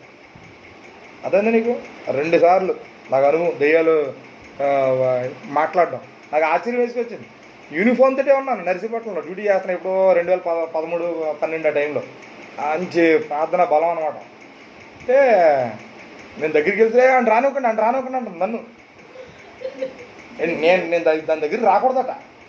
నేను ఎందుకు రాకూడదు అని దగ్గరికి వెళ్ళి పాస్టర్ గారు ఒక ఆయన పేరు ఏదో ఉందో, ఆయన పేరు బాబా అంటాడు నన్ను. అతను సేవ చేస్తున్నాడు. బాబా మంత్రి వెళ్దాం. సరే అక్కడికి వెళ్ళిన తర్వాత ప్రార్థన చేసేటప్పటికి అది మంటెక్కిపోయింది. నువ్వు ప్రార్థన చేయకో అంటున్నాను.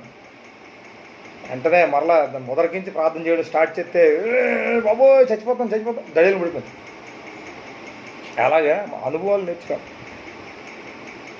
చాలా అనుభవాలు అంటే సాతానికి మనం భయపడకూడదు. ఇప్పుడు కూడా ప్రార్థన చేస్తున్నాము అదే అది భయపడి పారిపోతుంది. మనలో ఆయన ప్రభావం ఉండాలి. మనలో ఏమి లేకుండా వెళ్ళి వేసినాము అంటే అది ఏం చేస్తుంది? మీద రెక్కేస్తుంది. అర్థమైంది నీకు? అది నువ్వు ఒంటరిగా వెళ్ళిపోయేదో దెయ్యం ఉంది కదా వెళ్ళి మీరు టెస్ట్ చేయండి కావాలి, అది నీ మీద పడిపోతుంది. అందుకనే మనం ముందు ఆయన దగ్గర నేర్చుకొని ఆయన ఎందుకు విశ్వాసం కలిగి పరిశుద్ధాత్మ దేవుడు మనలో ఉండి ఆ శక్తిని మనం పొందుకుని వెలిగింపబడిన తర్వాత వెళ్ళండి. అప్పుడు నీకు అద్భుతంగా కార్యం జరుగుతుంది. అంతే నువ్వు వెలిగింపబడకుండా నువ్వు వెళ్ళిపోయేసినామన్నావు అనుకో, చీల్చి చండాడదు. ఎందుకు? అది చీకటే, నువ్వు చీకటే. ఎందుకు? నువ్వు బూతులు మానవు, అలా సినిమాలు చూడడం మానవు, లేదంటే ఇంకోటి మానవు. అవి ఏమీ మానకుండా వెళ్ళిపోయి ఏ సునామంలో నిన్ను గద్దెత్తానంటే ఒరే అంటది. అంటే చూసా నువ్వు నేను ఒక్కటే అంటారు. అదేనమ్మా, అది అంతే తప్ప ఇవన్నీ మానకుండా దెయ్యం వచ్చింది కదా నేను ప్రార్థన చేస్తున్నాను కదా, నేను క్రైస్తవుడినే కదా నిలిపోయావనుకో, క్రైస్తవురాలనే కదా నిలిపోయావనుకో, అన్నీ నీలోకి వచ్చేస్తాయి. అందుకనే మిమ్మల్ని చెప్తూ ఉంటాను, బాబు అత్తమలు వెళ్ళకండి, ఎక్కడికి ఇష్టం వచ్చినట్టు మీరు వెళ్ళొద్దు, ఎవరికి ప్రార్థన చేసేకండి అని ఎందుకంటే తిడుతూ ఉంటాం. ఊరికే పిచ్చోళ్ళం కాదు, పరిశుద్ధాత్మ ప్రభావం మనలోకి రావాలి. వెళ్ళేటప్పుడు ఇక్కడ ప్రార్థన చేయించుకుని వెళ్ళు, ఆ ప్రభావం నీకు కూడా వెళ్తూ ఉంటుంది, వస్తుంది, దేవుని యొక్క ఆత్మ కూడా వస్తుంది. అప్పుడు నీకు అక్కడ అద్భుతంగా అదే నీకు అది. అందుకనే ఆత్మలు తిడతా ఉంటుంది, అందుకే ఊరికే తిడతాం. అదేనా కానీ చదువు మాట్లాడనా అది నువ్వు అప్పుడు మొర్ర పెడితే అప్పుడు దేవుడు ఉత్తరం ఇస్తాడు. శ్రమలోనే అతను తోడు ఏంటని అతను విడిపించి అతను గొప్ప చేసేదను, దీర్ఘాయు చేత అతను తృప్తిపరిచేది. నా రక్షణ అది ఇప్పుడు మన ఆత్మకి రక్షణ అప్పుడు చెబుతాడు దేవుడు. అప్పుడు దాకా మన ఆత్మకే నో సేఫ్టీ. అర్థమైందా? నీకు సేఫ్టీ కావాలంటే ప్రభువైన యేసుక్రీస్తు వారి యొక్క ఆజ్ఞలను పాటిస్తూ ఆయన ఇచ్చిన పరిశుద్ధాత్మ అభిషేకం అనేటువంటిది మనం బతికున్నప్పుడే పొందుకోవాలి. సచ్చిన తర్వాత ఏమీ నో ఇంపాసిబుల్. అర్థమైందా? కళ్ళు మూసుకోండి, దేవుడి కొద్ది మాటలు దీవించిన గాక. ఆమేన్. కళ్ళు మూసుకొని ప్రార్థన చేసుకుందాం. కృప కలిగిన తండ్రి, నీకు వేలాది కోట్లాది స్తోత్రాలు ప్రభువా. ఇదిగో తన బిడ్డలకు నాయన నీ మాటలన్నీ హెబ్రీ పత్రిక 10వ అధ్యాయం స్పష్టంగా తెలియజేస్తాం. మా నాయన ఇదిగో తండ్రి, మరి అయ్యా సేవకులు ప్రభువా ఇదిగో తను ఎంతోమంది పాత నిబంధనకు వారసులుగానే ఉన్నారు, కానీ నూతన నిబంధనకు వారసులుగా లేనటువంటి పరిస్థితి. మరి అదంతా కూడా ఇది నాన్న మేము మాట్లాడుకున్నాం. మరి నేను ఆత్మకు రక్షణ కావాలన్నావు. ఆత్మకు రక్షణ కావాలంటే ప్రభా నువ్వు తప్ప మాకు ఇంకెవరో రక్షణ ఇవ్వలేరు తండ్రి. అందుకని ఈ లోకానికి నువ్వు మాదిరికరంగా వచ్చి ఒక మనిషి రక్షణ పొందుకోవాలంటే ఏ విధంగా జీవిస్తే పొందుకుంటాడో అని స్పష్టంగా మాకు తెలియజేసి మరి నాయన యువతని ఆ యొక్క 10వ అధ్యాయం ద్వారా హెబ్రీ పత్రిక 10వ అధ్యాయం ద్వారా మీరు మాతో మాట్లాడారు. నీకు వందనాలు తండ్రి. ఇగో ఇదే రక్షణ దినం, ఇదే నాయన ఏ క్షణం ఏమవుద్దో మాకు తెలియదు కనుక బిడ్డలు నాయన ఇగో బాప్తిసం తీసుకోవడానికి నాయన మరి బిడ్డలు ఇంకా 3 సిద్ధంగా ఉన్నారు. ఆ బిడ్డలకు నాయన నీ యొక్క గొప్ప శక్తిని బలం నాయన బిడ్డలకు దయచేసిన నామానికి మహిమకరంగా బాప్తిస కార్యక్రమంలో పాల్గొనే కృప అనుగ్రహించండి. అంతవరకు వారి దేహాలు వారి ఆత్మలను నాయన కాపాడండి. నీ దాసునిగా ప్రార్థిస్తున్నాను. ఇంకా నాయన బిడ్డలు ఉన్నారు ప్రభా, చిన్నస్తారు రూతులు అందరూ అయ్యా ఇదిగోతండి మరి నాయన ఇదిగోతండి పరిమళ తన బిడ్డలను తీసుకుని వచ్చింది. మన ఆయన నీ సేవకురాలు ఉంది, నేను కూడా ఉన్నాను. మన ఆయన దావీదు గడ్డలు అందరూ మరి మేము అందరం ఉన్నాను కనుక చెప్పబడిన వాక్యం నాయన మర్చిపోకుండా నీ కృపలో అయ్యా మమ్మల్ని అందరినీ భద్రపరుచుకుని 30 60 100 అయ్యా ఫలించే కొమ్మలుగా దీవించమని యేసు నామములో అడిగి వేడుకుంటూ ప్రార్థిస్తున్నాను తండ్రి. ఆమేన్ ఆమేన్ ఆమేన్. దేవునికి స్తోత్రం. కానుకల సమయం కనుక